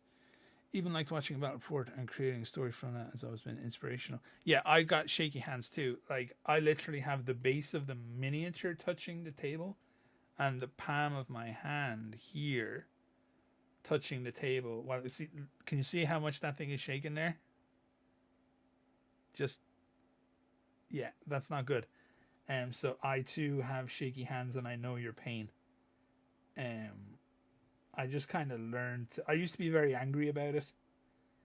That I developed these shaky hands. It's not a problem that I had when I was younger. It's a health thing that I deal with. And I used to be very angry about it, and now I stopped being angry about it. Thanks to another YouTuber, actually, a guy called MS Paints, who's fucking incredibly creative. Actually, if you want to check out his channel, do. literally MS Paints. And he's just a really cool guy. He's got his own health issues, and I just found his attitude towards what he was dealing with really kind of turned my mind around. And he actually got me back into the hobby side of things because of his take on it, that I really just shouldn't be denying myself this thing that I enjoy because of the fact that I'm ill. And he was fucking completely spot on and is a great human being. So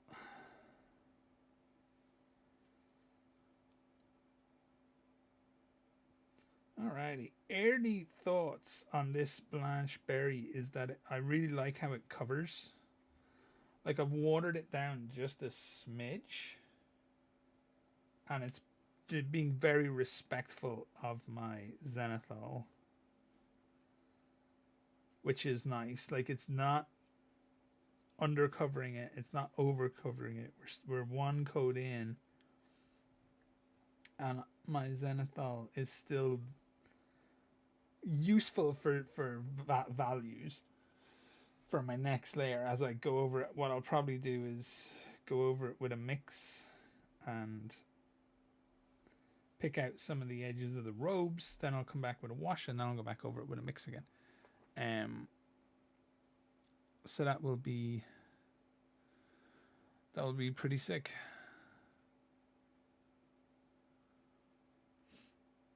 Painted for Combat. All right, I'm definitely going to check out Painted for Combat and see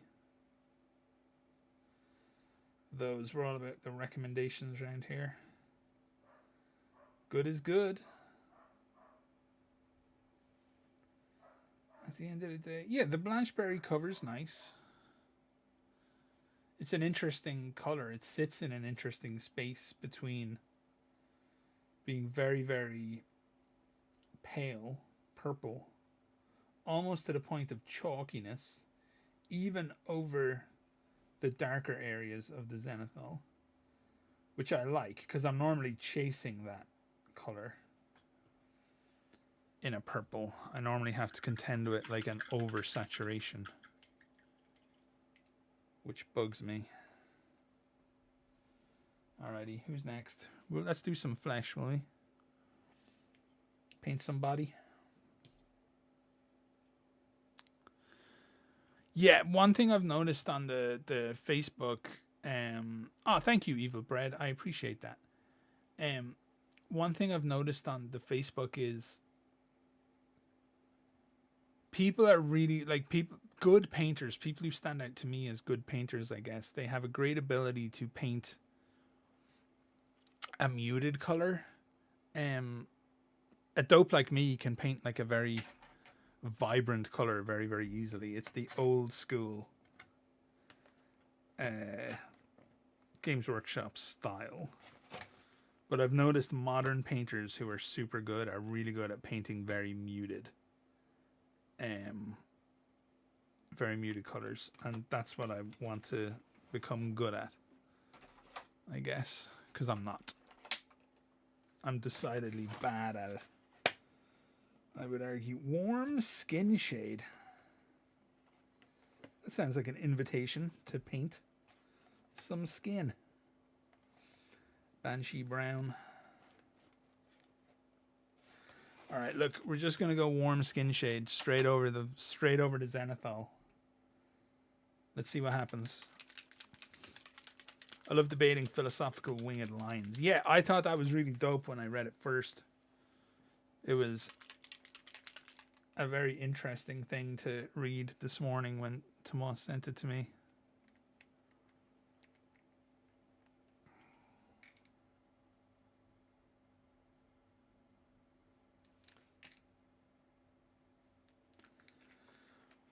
What are we thinking about the skin shade? It's a risk, right? It might be very odd over the starkness of the white. But let's see how it goes. I think it'll work okay.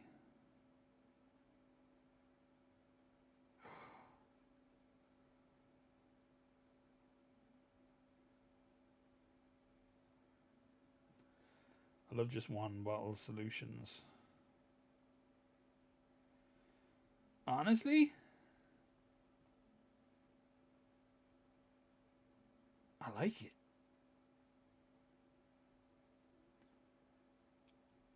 I didn't think I would. I thought I'd dislike it over the...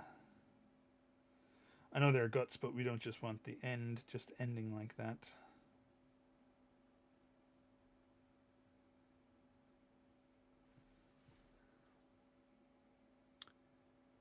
Yeah. Did I mention planes at the end of the recent vid? I did. The Sultanate have special machines that trap wind and cause very difficult to fly through conditions, so the heretic forces can't quite get their aerial attacks rolling. So yeah, so there's 100% planes in there. In the world. Like, we knew that from one of the pieces of art. Actually has planes in it. But it's fun to see them tease these little things, like in the Prussian lore, where they just kind of offhand mention, oh yeah, you know, the beasts, the Mark of the Beast faction and stuff like that. I like when they do that, making fun of us. Hello, Copycat. Thank you so much for subscribing. I need a little more of this goo.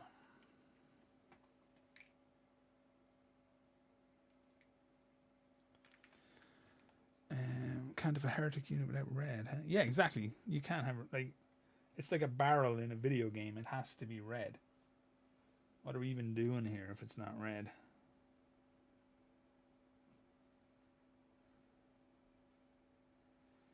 Honestly, I like the paleness. It's working for me. Now, it's not gonna, this method of being incredibly lazy and just slopping it on over a zenithal of white and black is not going to work for people, but it works for this guy because this guy's supposed to look weird, right? So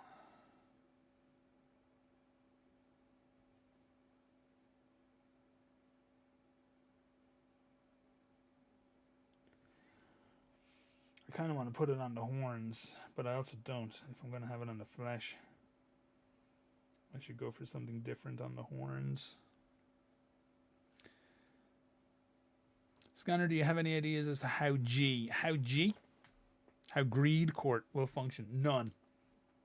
I'm afraid. I would love to know, but I just don't. If I had to guess, and Tomas might be mad at me for saying this, but if I had to guess, I would assume that greed is difficult to get rolling, rules-wise.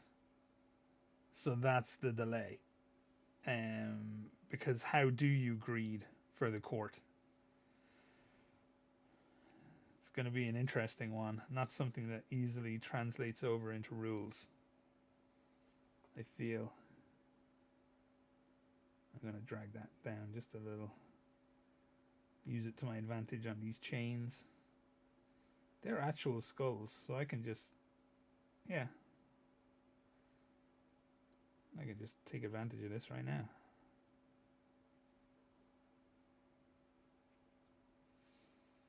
Alrighty, I'm going to have to give that a minute to dry, because every time I move it, I'm causing it to slosh around.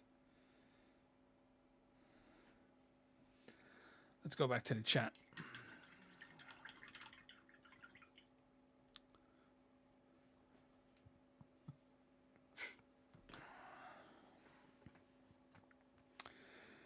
Yeah, cadaveric is a good word. It looks like it's dead, basically, which is kind of nice. And I think it will also go well. So I use for, I guess it's kind of a cheat code for a lot of my painting, is I just use this stuff called marine juice. If you want to search for a video by Sonic Sledgehammer about marine juice, I do find it to be an incredibly good, just universal wash for miniatures. So my usual painting technique is to just blot out the main colors, marine juice, and then I start building up on top of that. So that will be what I do with these guys too. Yeah, it would be interesting if they had some kind of like price point modifier. Would definitely be a fun way to approach doing them, I think. I'm just hoping my new Antioch boys do okay against my friend's trench ghosts when we play. Nicholas, what are you going for? A specific sub-faction? Like, what's a lot of people I've noticed think that New Antioch are kind of on the weaker side because they play them very delicately when they're actually made to like really fucking punch face. So that's a bit of advice. Don't be afraid to fight and take advantage of things like the fire team rules and stuff like that. Like, focus the shit out of something until it's dead and then just move on to the next thing, basically. Make them just steal everything from even their own warbands. Like a soldier will try and take a heretic priest staff and try to run away with it. Yeah, that would be pretty dope. Just straight up mugging people.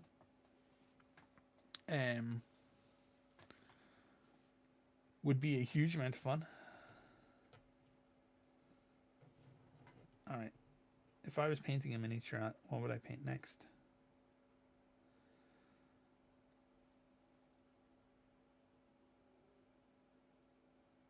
Let's try this tablet. Let's get some base down on the tablet, and then the steel, then the weapons. Although we should really think about that hair. That crazy ass hair is gonna become its own thing. I feel like flames are boring. The idea of just fire. But I don't know. There's our metal that we'll use.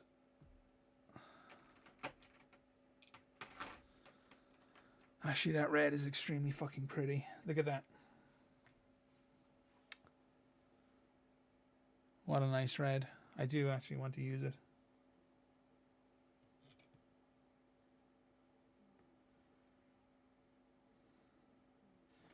But not yet.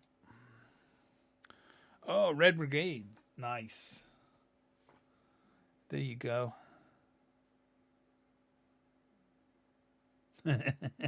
Chemical, that's mean. So everyone, nice stream. Have to say goodbye. See you all next time. See you, Brim. Thank you so much for pitching in with the Discord ideas. I really appreciate that. It was great insight.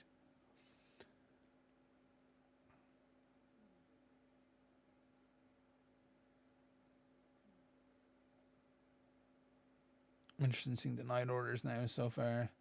Just details on their creation and a little of their life, but no characters or military engagements described yet.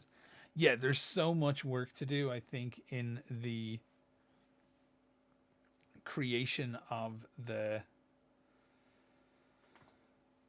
Like, almost every sub-faction needs to be built out.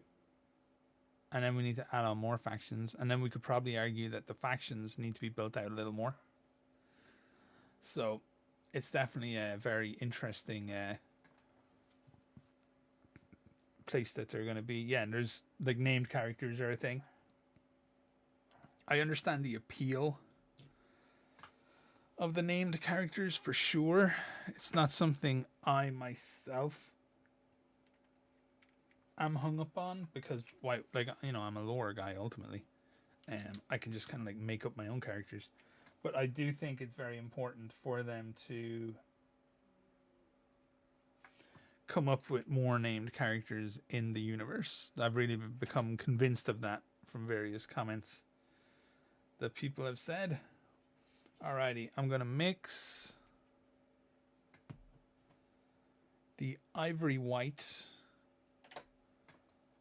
from the pack with some of the wash that we just used.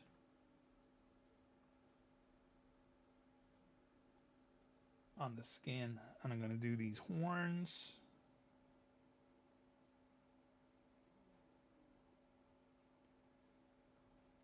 I kind of I don't want to just straight up color him, so it's pretty watered down.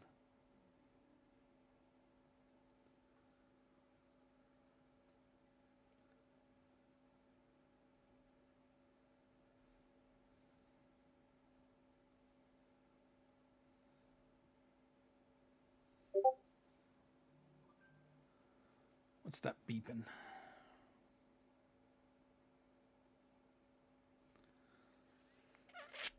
Someone's messaging me on Discord.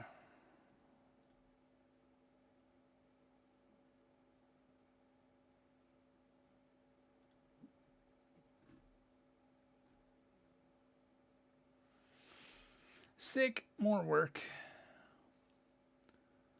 I'll never say no to some work. That's how I pay for these bottles of resin that I then can't use because it's too fucking cold.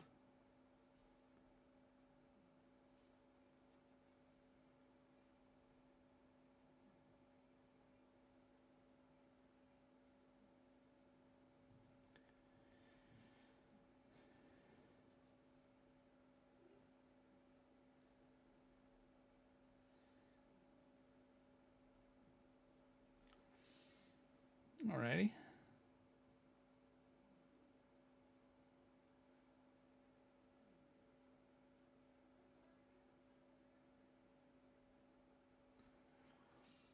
Then we go in on the pure bone color.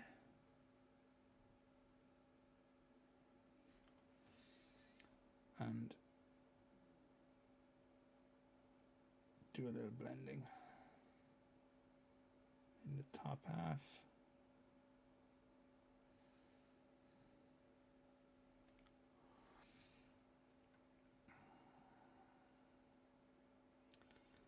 Kind of just fat brush it on there.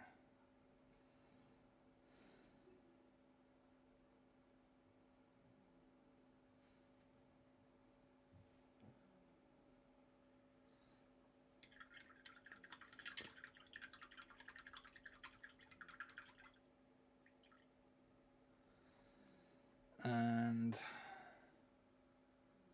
go in heavy on the wash and go in at the bottom with a big splodge.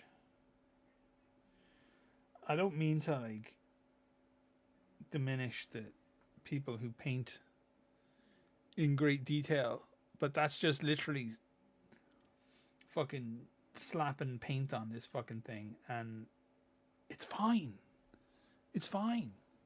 You know, is it going to win any competitions? No. Is it going to win any fucking games? Also no. But it's going to look fine whilst it's happening. You know what I mean? So, I think it's good. Like, don't get me wrong. I'd love to be like a really good painter, but I'm not a really good painter. So, I've learned to be an effective painter with minimal skills. Live full match when? Yo, okay, so Dark brings up a good point. What I want to do is with some of my OG Tabletop Simulator folks, we're going to put on like a night of battle reports. Like live battle reports. And we want to do a thing where the people who are playing are in their own room, and then we have a couple of us doing like commentary over it. So we're talking about what they're doing, almost like it's an esport or something like that. And we think that would be like a huge amount of fun. So that's something I'm trying to organize, but I need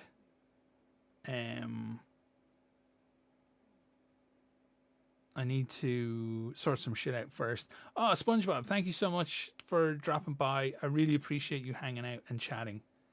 That was dope.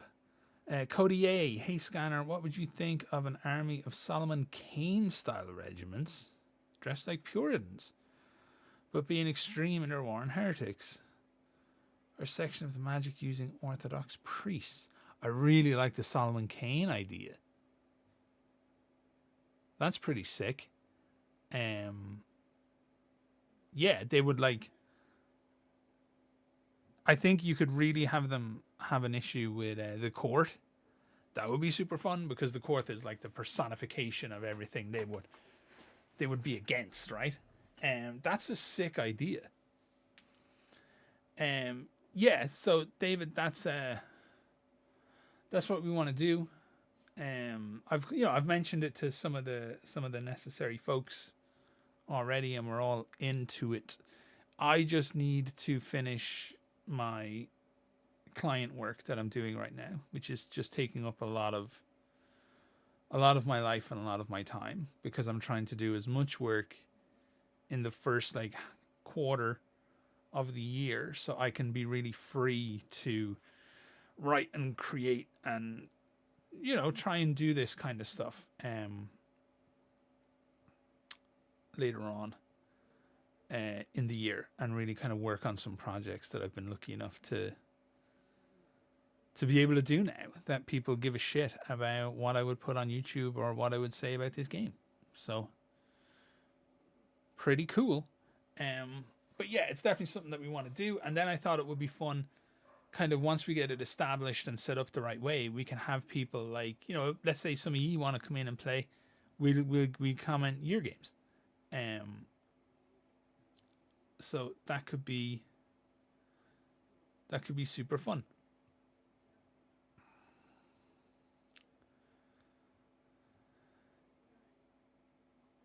I agree, Dark. Dark is a very sensible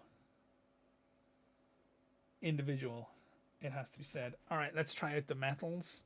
So far, what I'm most pleased about with these things is the coverage, and I hadn't tried the Fanatics, like their new acrylics or whatever. I'd been kind of living in their speed paint range, which I was pretty happy about. But I'm really enjoying the way these are covering. But the big test for me is always traditional metals. It's so easy to fuck it up. And just do it wrong. Even on the brush, though, I'm liking this guy. It's just called heavy metal.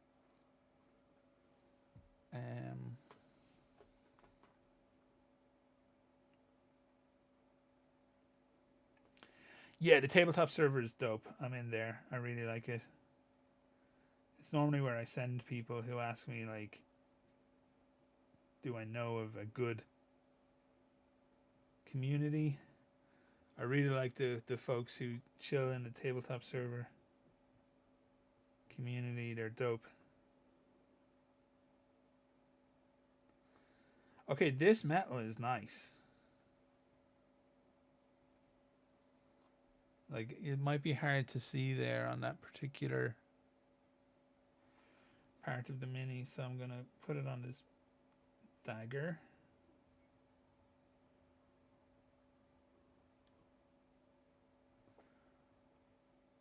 I guess there's the tiny little lip of the dagger there.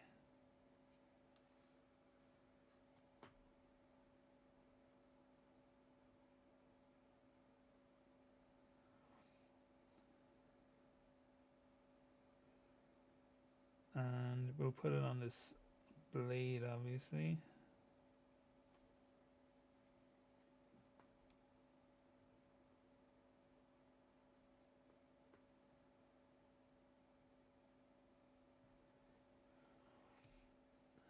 Quick swipe.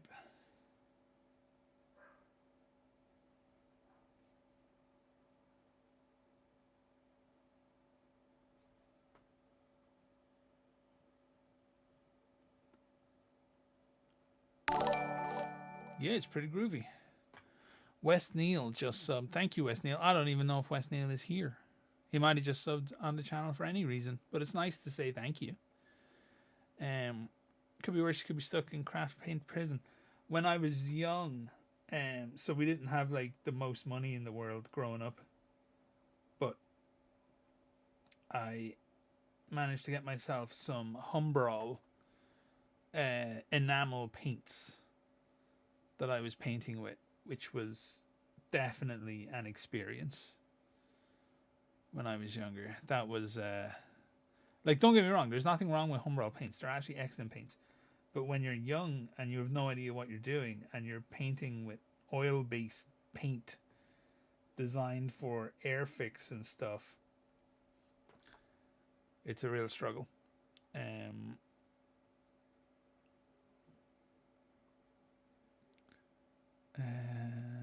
I wonder when we will see Satan. Probably never, I would say, power scaling wise. I just find it unlikely that we'll run into something akin to Satan in the game. I just don't really see it happening. I'm stuck in Citadel paint jail. Citadel paints are, I like them.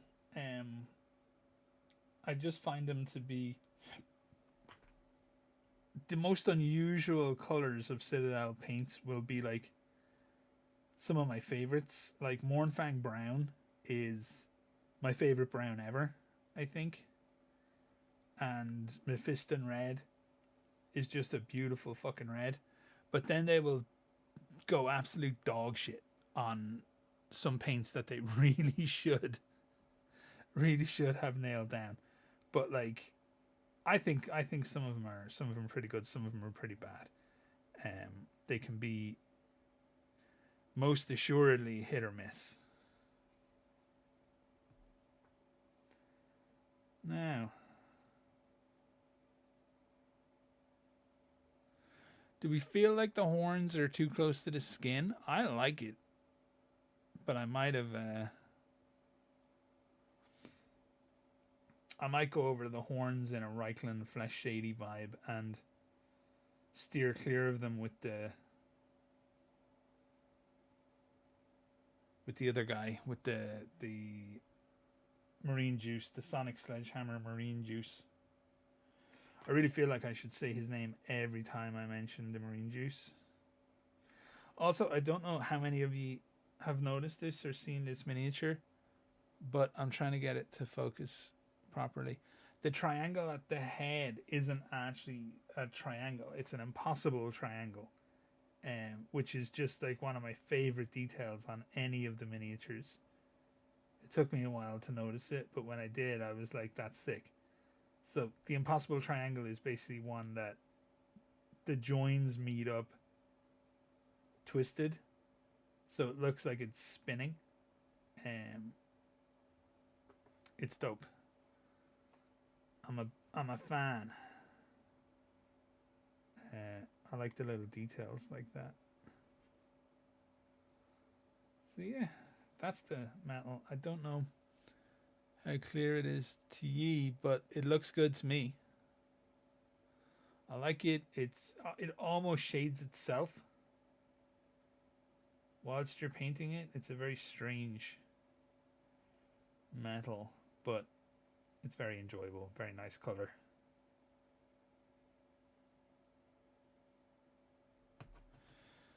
Alright, Penrose Triangle. Thank you, Dark. See, that's why I like Dark. Dark is actually smart, whereas I'm just like, I remember I saw this thing once, smart. Yeah, I think I'll do the horns with a grey. Grade them down with a wash that way. And see how it looks. Yeah, we won't see Yowie either. Like, we won't see anything at that power scale. Like, what do you do? Like, if you're anything of human origin, what do you do in the face of that kind of power? Nothing. That, like, by definition. So, all right, Bill. I will talk to you during the week, I hope. Peace out. Do you think vehicles will come into a game, or at least get models? The closest you'll see to a vehicle will be Terrain Peace. I would say it is a skirmish game, and it'll remain a skirmish game. I'd say they'll do a whole new rule set for vehicles when... I don't mean like rules for vehicles. I mean like a whole new game to support vehicles when the time comes. it's just the way of the world. Lucifer needs to stay in health, keeps covenant intact. Yes, exactly. They've kind of safeguarded themselves against the need to do anything with him, which is pretty smart.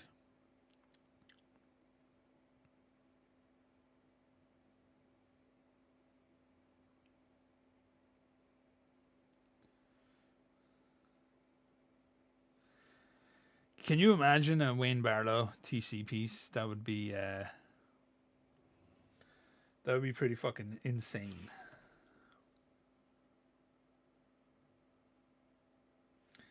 Okay, risky business time. Are we gonna do? We'll do the flames. We'll just do flames. Flames, like yellow, like this really yellow that they've got in this set. Like this yellow's fucking yellow. Moonbeam yellow. So we can do some yellow.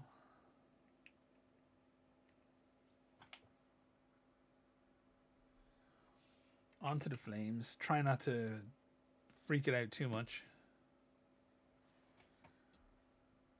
And then we'll build a wash out of the red.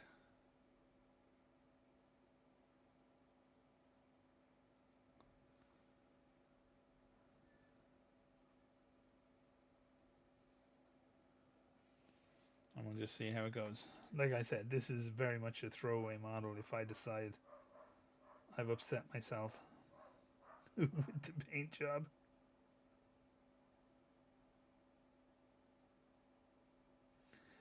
It's just the problem I run into with my own painting is I always find myself sitting there and telling myself, you're not going to paint it well, so don't. Paint it. And because of that, I convince myself not to paint. And because I convince myself not to paint, I then don't paint. And I don't get better. Gavin, thanks so much for dropping by, man. It was really nice to have you here hanging out. I really appreciate it. And thanks so much for the donation. It wasn't necessary at all. But I'll put it to good use. All the donations from this stream are going to go to a little artist commission that I think y'all will like and enjoy. So I appreciate it. Alright, that's not looking gross.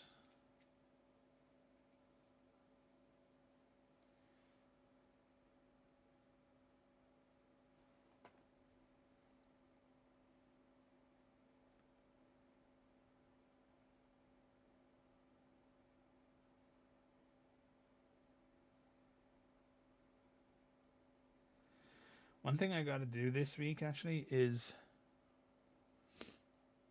I really got to produce a bunch of music, probably just like ambient-y music, and that way we can have some music playing on the stream, because I don't want to do an hour of music from other sources because it's risky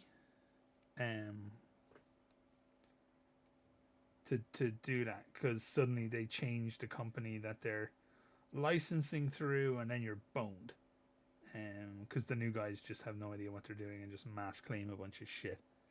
So I don't want to leave myself open to that nonsense. So I'll get my ass onto some music production this week, and the next stream we can have some little ambient things happening in the background.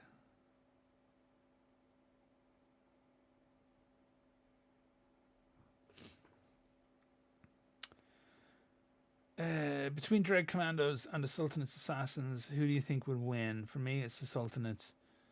No question. Yeah, the big thing there is lore-wise or game-wise.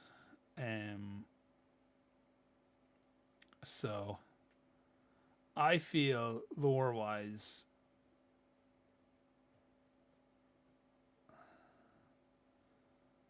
I'd give it to the Sultanate Assassin.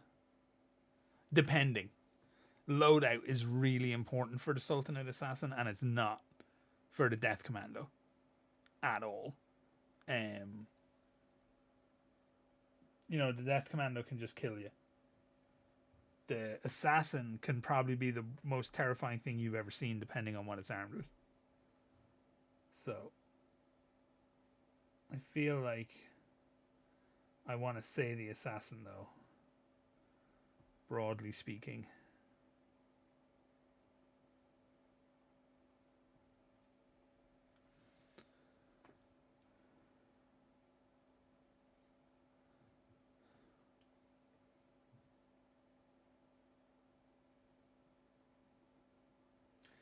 The bigger question is, I don't know if anybody's watched, if anybody's into like League of Legends or anything like that, but they had a Noxus themed trailer for the start of their current season, and it had like an assassin character trying to kill something and another character trying to protect that thing.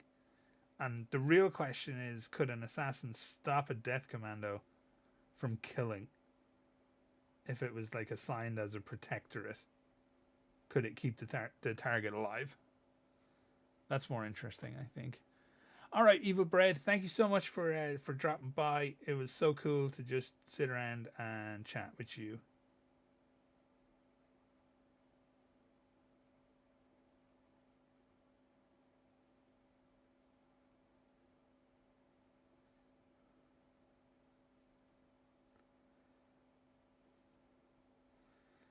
I kind of almost want to do the flames like hair, but I shouldn't. I should not let that particular intrusive voice win.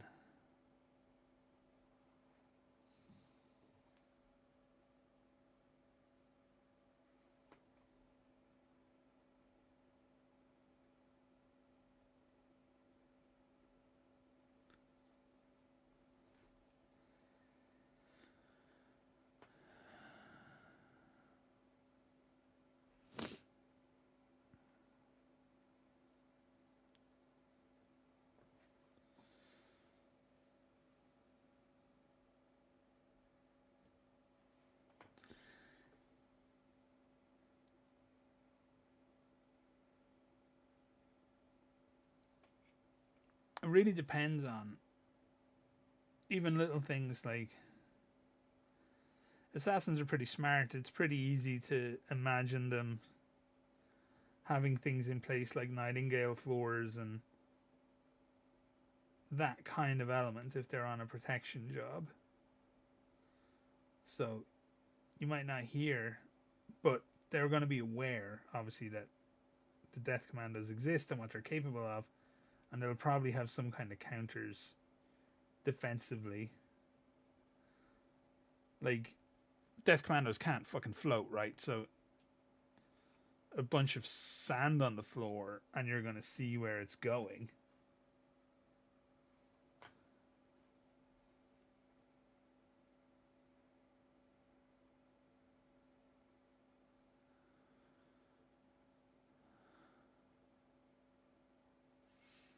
I'm loving the arguments being put forth in the chat.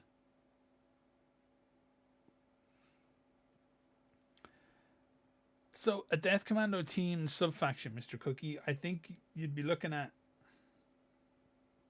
Extreme Elites. Hello, Rogue Fenrir, just in case. We'll keep it going. The tradition. I think you'd be looking like hardcore elite focused faction for that, and that'd be kind of interesting.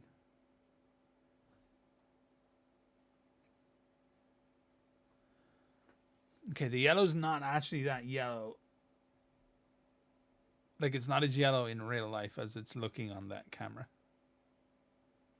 Like, it's pretty freaking yellow, though.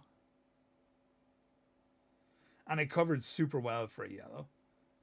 But it didn't obliterate the detail of the flame and just turn it into an ugly yellow mass. So, yeah, pretty good. Pretty happy with the yellow.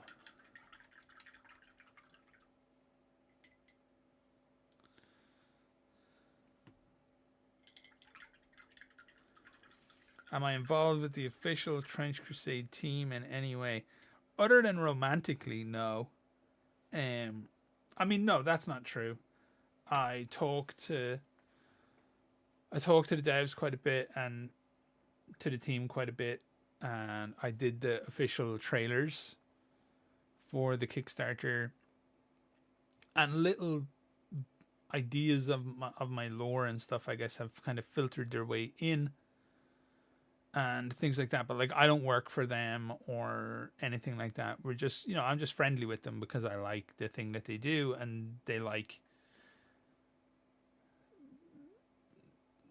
I'm advertising it, I guess. Ultimately, is the simplest way to put it. On my YouTube channel, obviously, I've become a 100% Trench Crusade focused YouTuber, even though that wasn't my intention. So yeah, that's it. Like, nothing official, basically. You got anything specific that got into it? Nothing I can talk about, if that helps. So I'm not going to drop any. I've done a really good job so far of avoiding kind of spoilering anything that I know. So I'm definitely going to avoid doing it again here.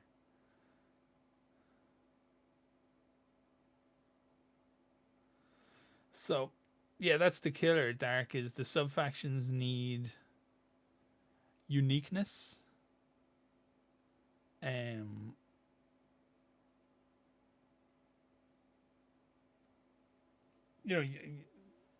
There is something to be said for the same strong style between sub-factions across broad factions. So you can have a new Antioch faction that plays kind of heretic naval style, but they need to be just completely thematically different, and that's fine because they're a completely different faction. But you can't just have like 3 or 4 of the same faction within heretics. So yeah, I get exactly what you're saying.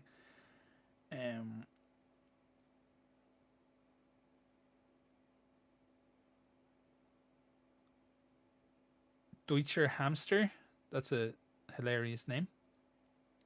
Welcome to the stream. You doing a bit of painting? That's cool. TC was really interesting to me because it encompasses 2 sections of history that are very interesting: the First World War and the Crusades. Yeah, I think it gets a lot of people into it because of. I think we have a weird interest in the First World War because it's such a hinge moment in human history, and it's so terrifying and scary to think about it. That's the First World War for me anyway, is like just this horribly monstrous moment. And it's interesting to me that that's the point in history where they chose to set it. Like, they've made the argument that technologically it's more advanced than that, and that's fine, but you could have done that just by setting it in the future. So why pick World War One? And I think the point of that is, like, World War One was just an incredible, incalculable waste of human life.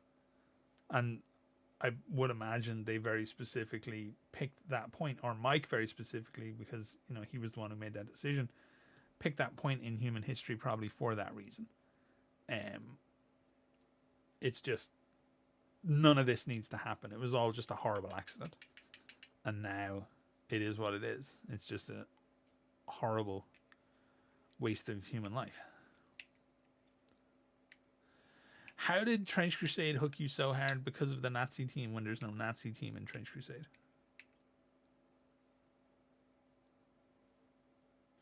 Are you going to start saying silly shit? Is this our first silly shit saying person?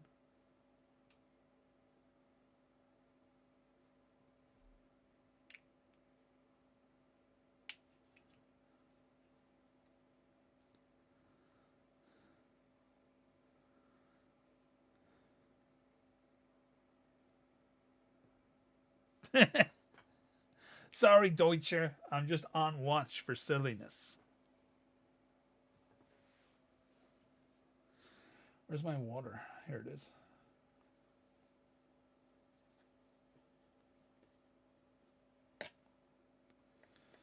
I pulled the lid off. God damn it.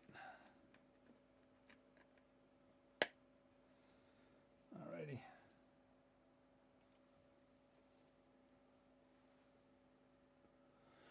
Oh, I got you. I got you. I hear what you're saying now, Deutscher. My bad. My bad. Yeah, you do get a lot of silly on Discord. You get a lot of silly everywhere. Alrighty. Now, what we're going to do, assuming we've given enough time. Actually, it's probably going to need a little more cure time. What we'll do while we're waiting for that to cure is we're going to do these guts. I'm almost certain there's a good... I think it's this voodoo shade.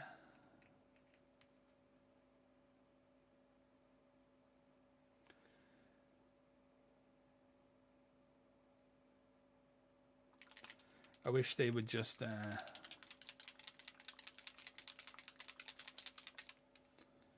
give you a better idea as to what these colors are. Oh no, voodoo shade is just dark. That's not what I want. Yeah, it's kind of a weird offish greenish. I mean, I like it, but it's not what I'm looking for right now.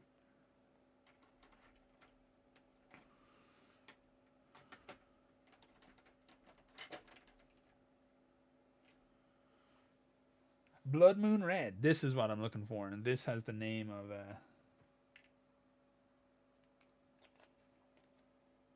the name that I seek. Yeah, here we go. So this is the Blood Moon Red, and we're going to do this on these belly guts.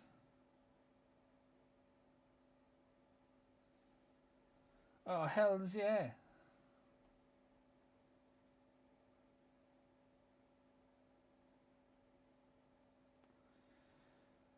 Oh my days, guys.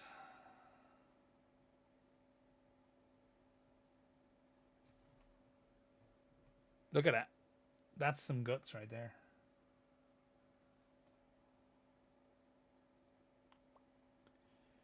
Really sharp it in there so it gets that odd way that blood collects. Or at least movie blood. Yeah, fuck it. I'm going to cover that guy too. I'm going to do a little bit around the rib cage.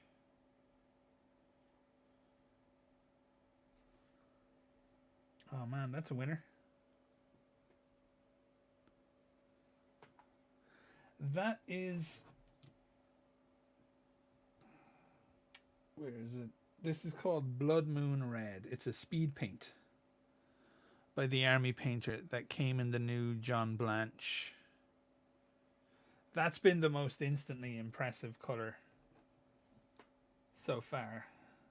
I'm really curious to see how it dries. But that was so slick. I kind of want to fatten up some points.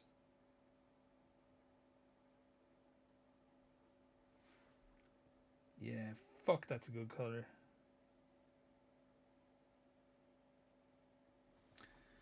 Yeah, that's been the winner so far.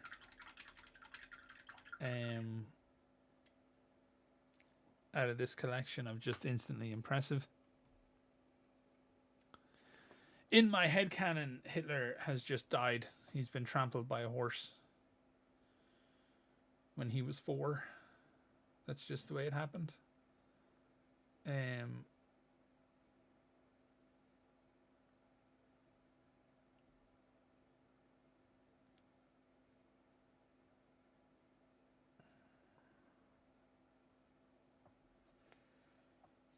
Yeah, look how it's starting to dry up now. And if anything, it's got a good natural drip going down into the cloth as well. So that's pretty good. That Blood Moon Red. That's a winner.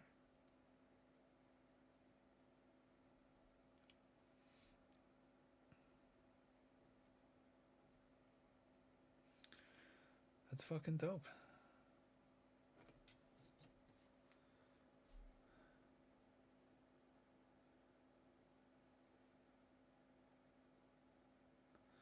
Howdy Scanner, appreciate all your TC videos and stories. I've got my heretics ready, but itching to print and paint the Red Brigade. Yeah, thanks so much, Keith. I'm really excited about the Red Brigade too. I literally just filled in my survey today because I kept forgetting to do it. So I'm really looking forward to getting those STLs. Make sure you check for your survey. Living or dead intestines, that's the question. Temporarily living. I'm really excited about the Red Brigade stuff. I really like the stuff they did that was kind of just for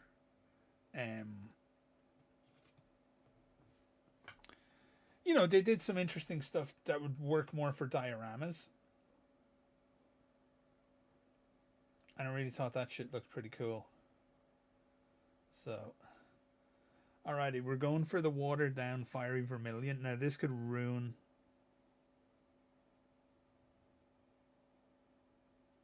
our vibe on these flames. By being too orange on top of the yellow.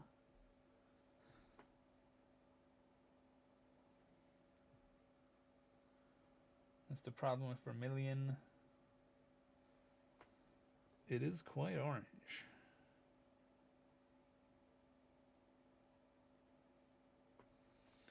But I actually think it looks okay.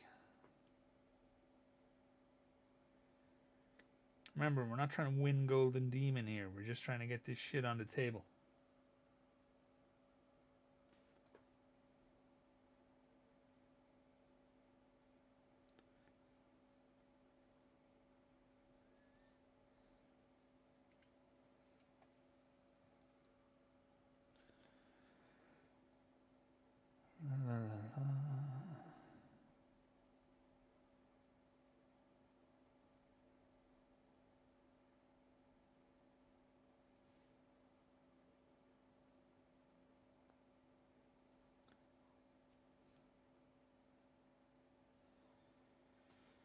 Yeah. Let me let that dry.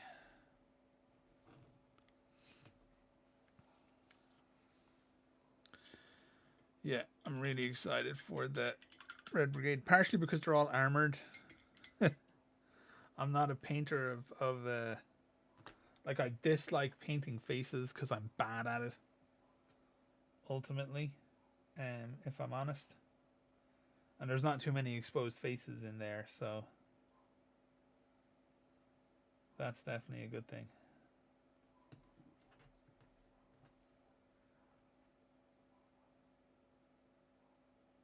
It's doing pretty okay. I cut some horn with the red there, so let's scoop that out.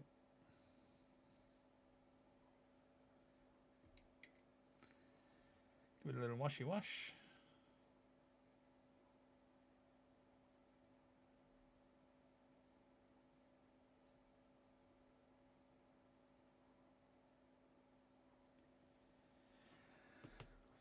That'll do it. Yeah, I was just never able to paint eyes. I painted one good eye in my whole life. I used to have my own chapter of Space Marines when I was a kid, and they were called the Revilers, and they had like grey armor, and I had a sergeant. I had a sergeant without a mask or a helmet on.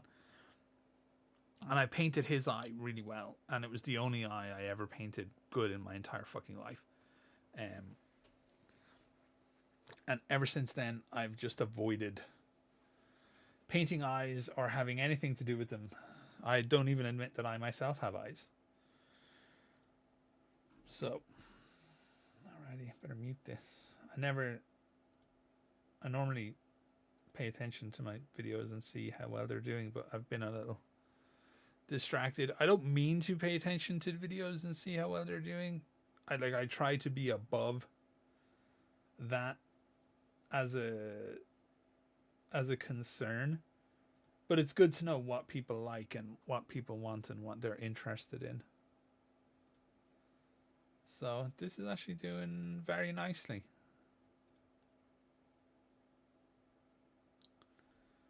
So cool. Cool.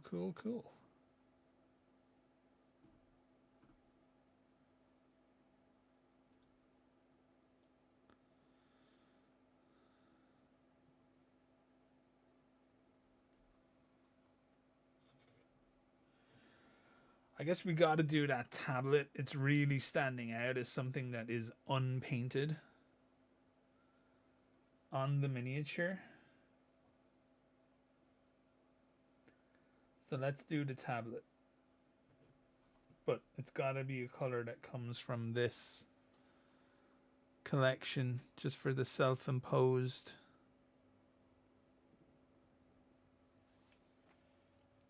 rule of it. You want to try this Turnbull turquoise? We'll see how it looks. Where's my brush? It's just a speed paint, so we bob it on, and this could be a big fat disaster.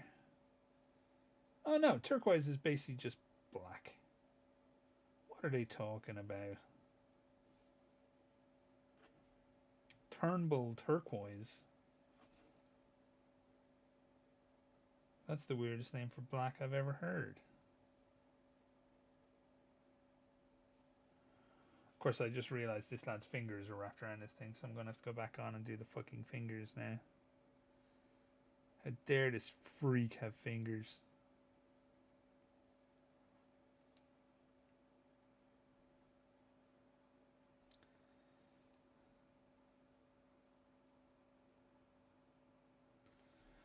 Yeah, maybe I didn't shake it hard enough. Maybe it's just a weird element of the...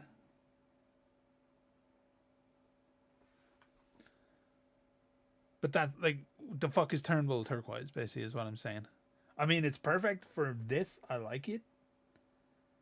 For what I'm trying to do right now. I just refuse to admit that that's anything other than a very dark gray.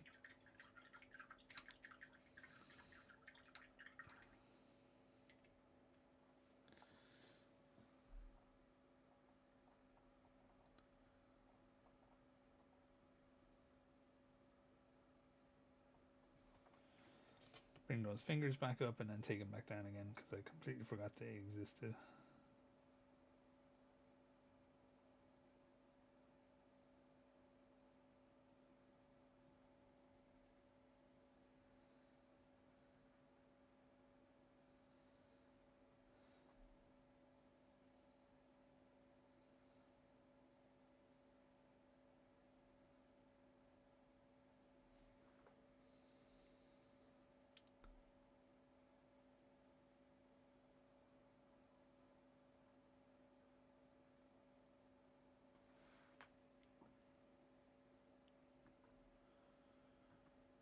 Alrighty. So how long have I actually been painting this? Let's call it... I talked for about 50 minutes before I started painting. So I've probably been painting this for about an hour and 40 minutes. And you finish that base, you slap it on the fucking table, and you're good to go. Like, that's acceptable. I feel results for the time put in, and that's nothing to do with the person painting in this case, which is me. That's just the paints being easy enough to use, having good coverage, never had to go over anything twice. Reasonable logical sense. Like, I should definitely go back, and I've missed obvious bits like the chains and things like that. But it's hard to... I'm telling you, once you get your head around a zenithal highlight and just a heavy contrast, life gets a lot easier. in painting if it's something that you struggle with. I want to go at the horns with the voodoo and see what that does for us. Grimdark Shadow. No, where's my voodoo? Where did I put it? Voodoo Shade. So this is like a greeny vibe going on in this thing.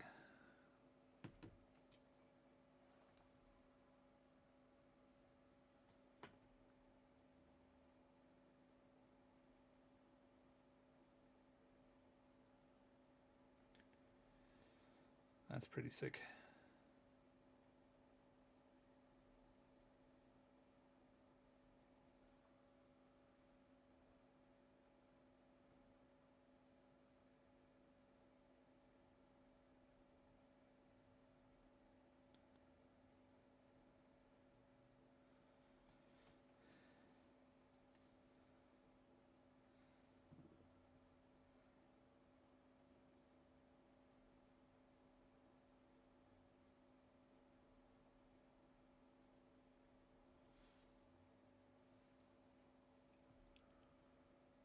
Yeah, kind of dope.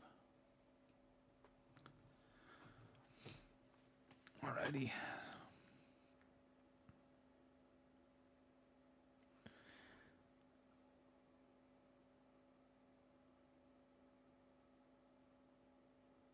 Rakasan, you're not wrong about null oil.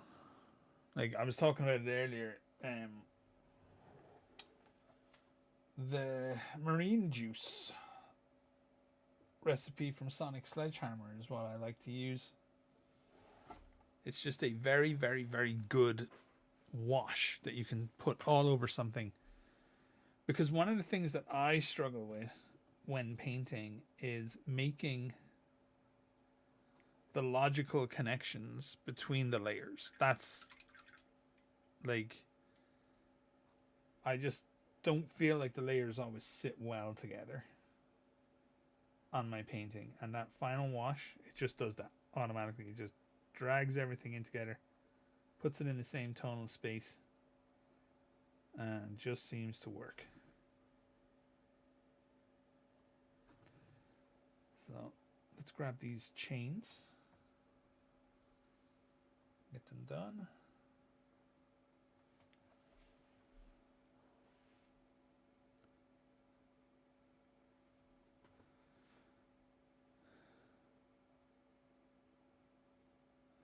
Oh yeah, I can move it. This is just some like, I just grabbed because this is the first time I've ever streamed on YouTube. I literally just grabbed whatever was free on Streamlabs and used it. But like, I can change all that up. Don't ever feel bad about suggesting things that you think might be improvements. I ain't the kind of guy to get mad about suggestions unless you suggest changing my writing.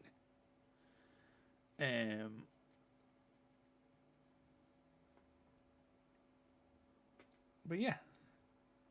So for the next stream I can just move the window. No problemo. I might even get rid of it. I'm not sure how important I am to be on screen. Like, it's like all you can see is my light, really. You know? So now this is where my shaky hands come to haunt me. The final piece of anything is always the hard bit. So like, I've got these little rings that I gotta paint, right? They're acting as a belt. But because my hands shake like crazy, just getting that and nothing else becomes this exercise in brain surgery.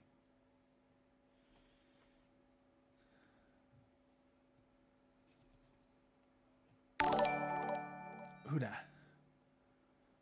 The Potato Ninja 10 just subscribed. Hello, Potato Ninja. Definitely assuming you're not in the chat. I would have known if somebody called Potato Ninja was in the chat.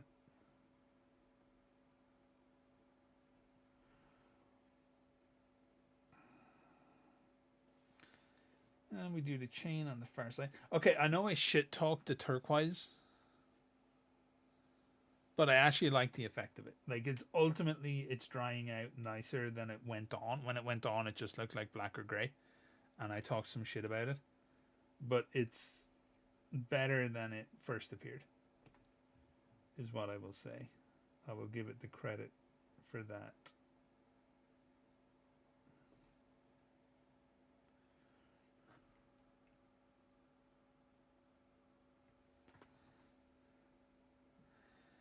Oh, this bit's going to be a pain.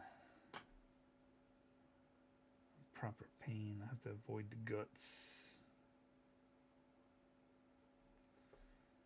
I nearly said something.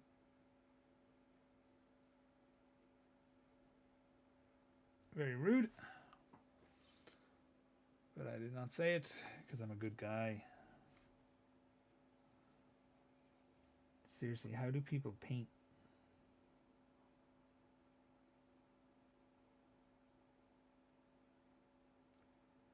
Without just endlessly destroying the things you've already painted. Alrighty, I did it. I didn't paint anywhere I shouldn't have painted.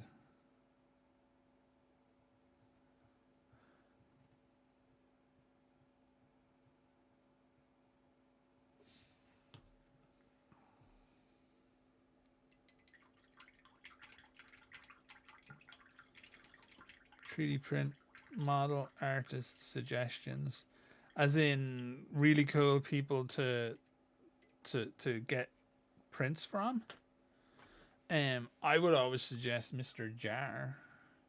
So I posted, I don't know if you were around for when I posted Lost Heresy miniatures earlier, but I'm going to do that again because Bill is my guy.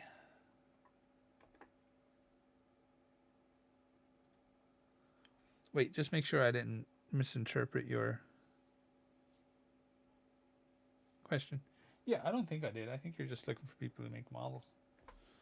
So there's Lost Heresy miniatures.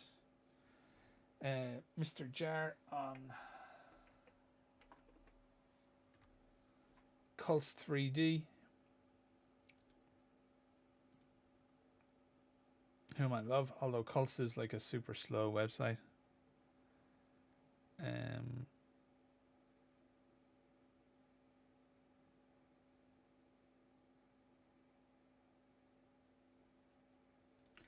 Mr. Jar, I think, is great. He's got some dope Sultanate shit that I really like. I'm actually gonna use them for my own faction. Now, what do I want to do? I want to do a smidge of a dry brush. As soon as I can find my little dry brush.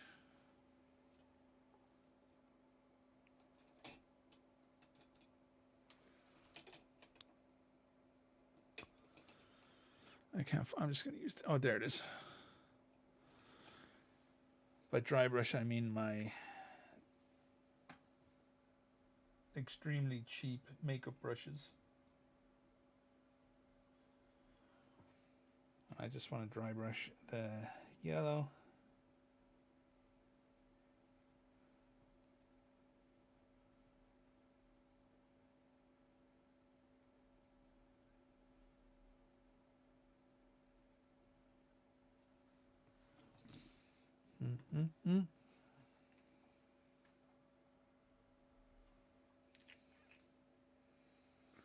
I think they're just slow because they're both slow. If that makes sense. Like, if Cults woke up tomorrow and decided, right, we're gonna spend some more money on servers, I think my mini factory would have to do the same thing. But because neither of them does, they're both just like embracing the status quo of having slow websites. And I get it. Like, their primary concern is that they store a lot of very large files. Like, I understand. I'm not shit talking either company before anyone gets mad at me and decides that I am. I do think they both just kind of suffer from the same problem. Ultimately.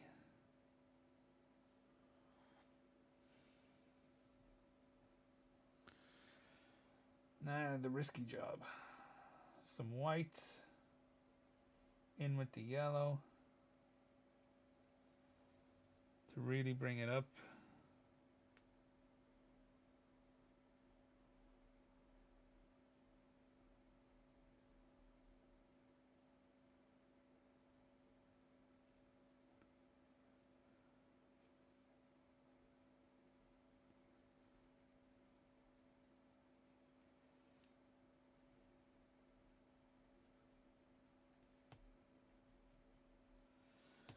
And one last boost of white to really bring it up.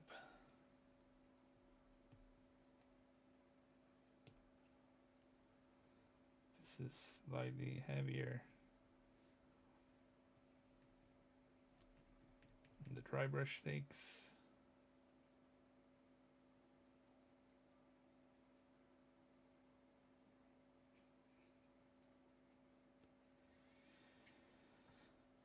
Now, that looks okay. Were I to go back and do it again, I might not just do like flames. I might do a green or purple flame. Something more eldritchy. But I don't think that looks bad. By any means.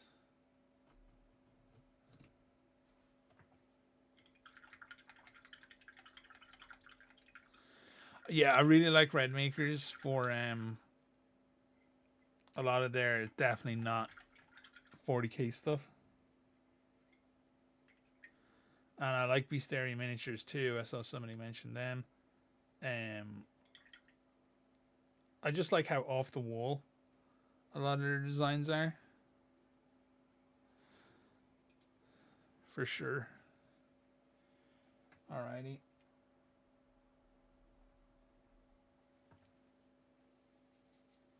We're going to get some bone white.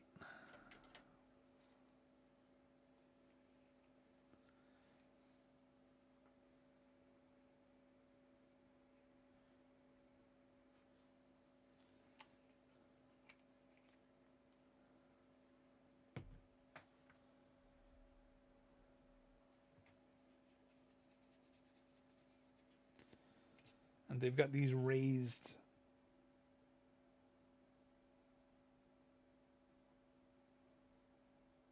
elements on their skin.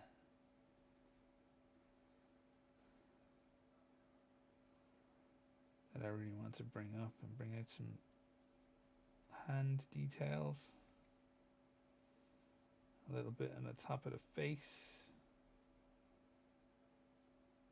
A little bit across the chest.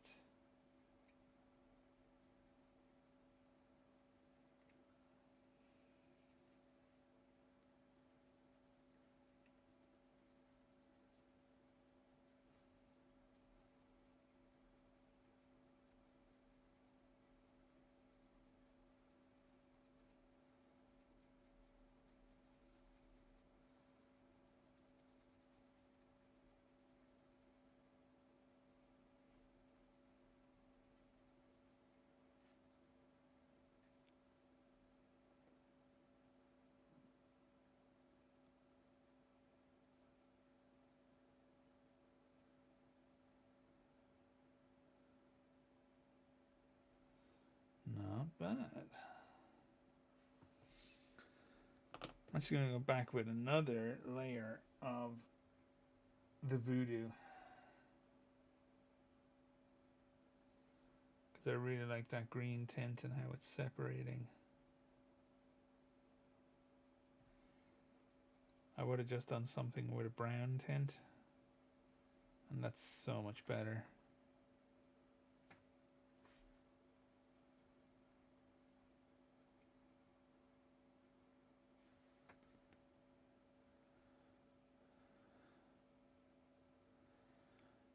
So yeah, like that's very fine. That's very acceptable. I feel for the length of time that was put into it, which was not very much time at all. And I also want to try. I feel like the tablet can be more visually interesting. I'm just not entirely sure how right now. Let's do something really risky and stupid.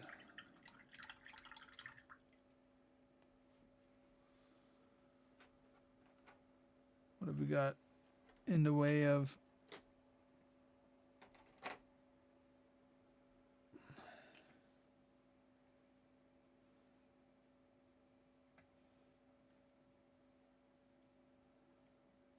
What does that even mean?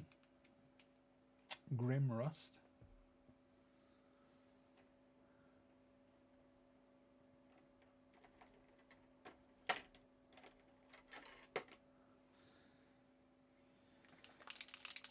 Okay, we have an Emperor Gold, apparently.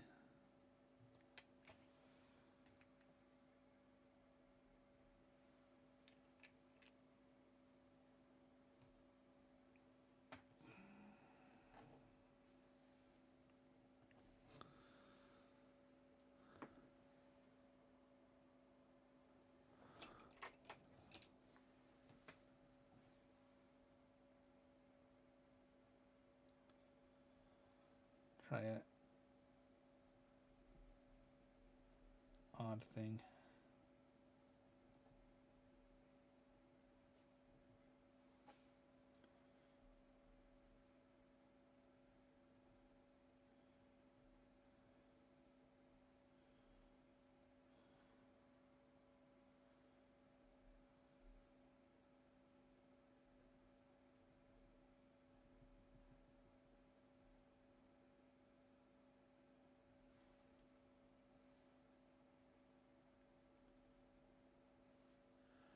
I have no idea if that's coming true. I'm just putting gold speckling.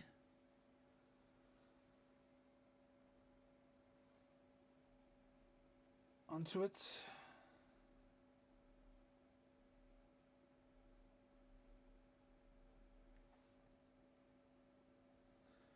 To make it look more like a speckledy marble.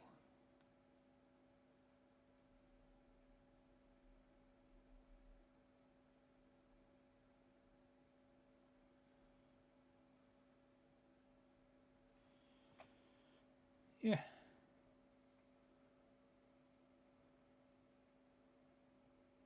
There we go, that's better.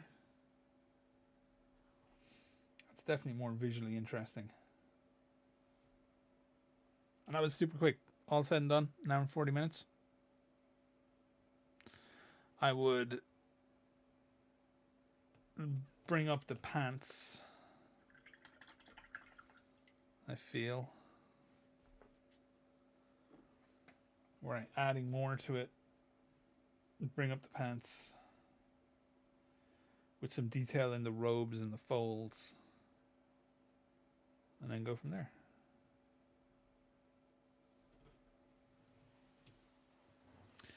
Alrighty, what's chat up to? I'll never buy anything from GWC for Guard Codex. I'll print out whatever army I want. Yeah, I'm kind of disappointed, I think, in Games Workshop, because for a while I thought they had hit a really nice stride where they had games that they supported that were very low cost of entry and could get you into the hobby for not very much. Like yourself and your mate could spend like $30 each, right? And both be playing Games Workshop stuff. But they just ramped up the prices to such a degree, it's very hard to figure out what the end game was, other than just getting as much money out of the people who are still willing to pay as possible. So that's very, very disappointing. I feel it's very frustrating. Alrighty. So look, we've been here for nearly 3 hours. I'm going to call it, because it's getting quite late, I can only consider this first stream to be a success, and we'll do more. For sure, more painting, more chatting, more lore talk. I'll probably give little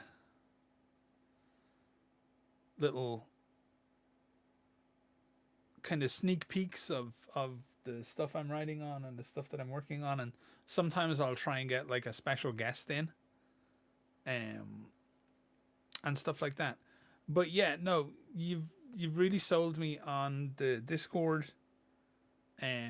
It's kind of funny, as I'm about to end the stream, I realized that like if we were talking in the Discord, we could just stay talking. Does that make sense? So yeah, I'll set up a Discord. I'll set up a scannerbarkly Discord, and I'll drop the link everywhere for people who want to join. So keep an eye on the channel. I'll do that tomorrow. I'll get it set up and keep an eye out. I'll put a community note and all that kind of stuff. I've seen people get mad over people printing minis. One dude said he wouldn't play against printed armies because it's disrespectful to him. Okay, that's interesting. And what he's bought. Yeah, that's a really weird take. Just an insane take.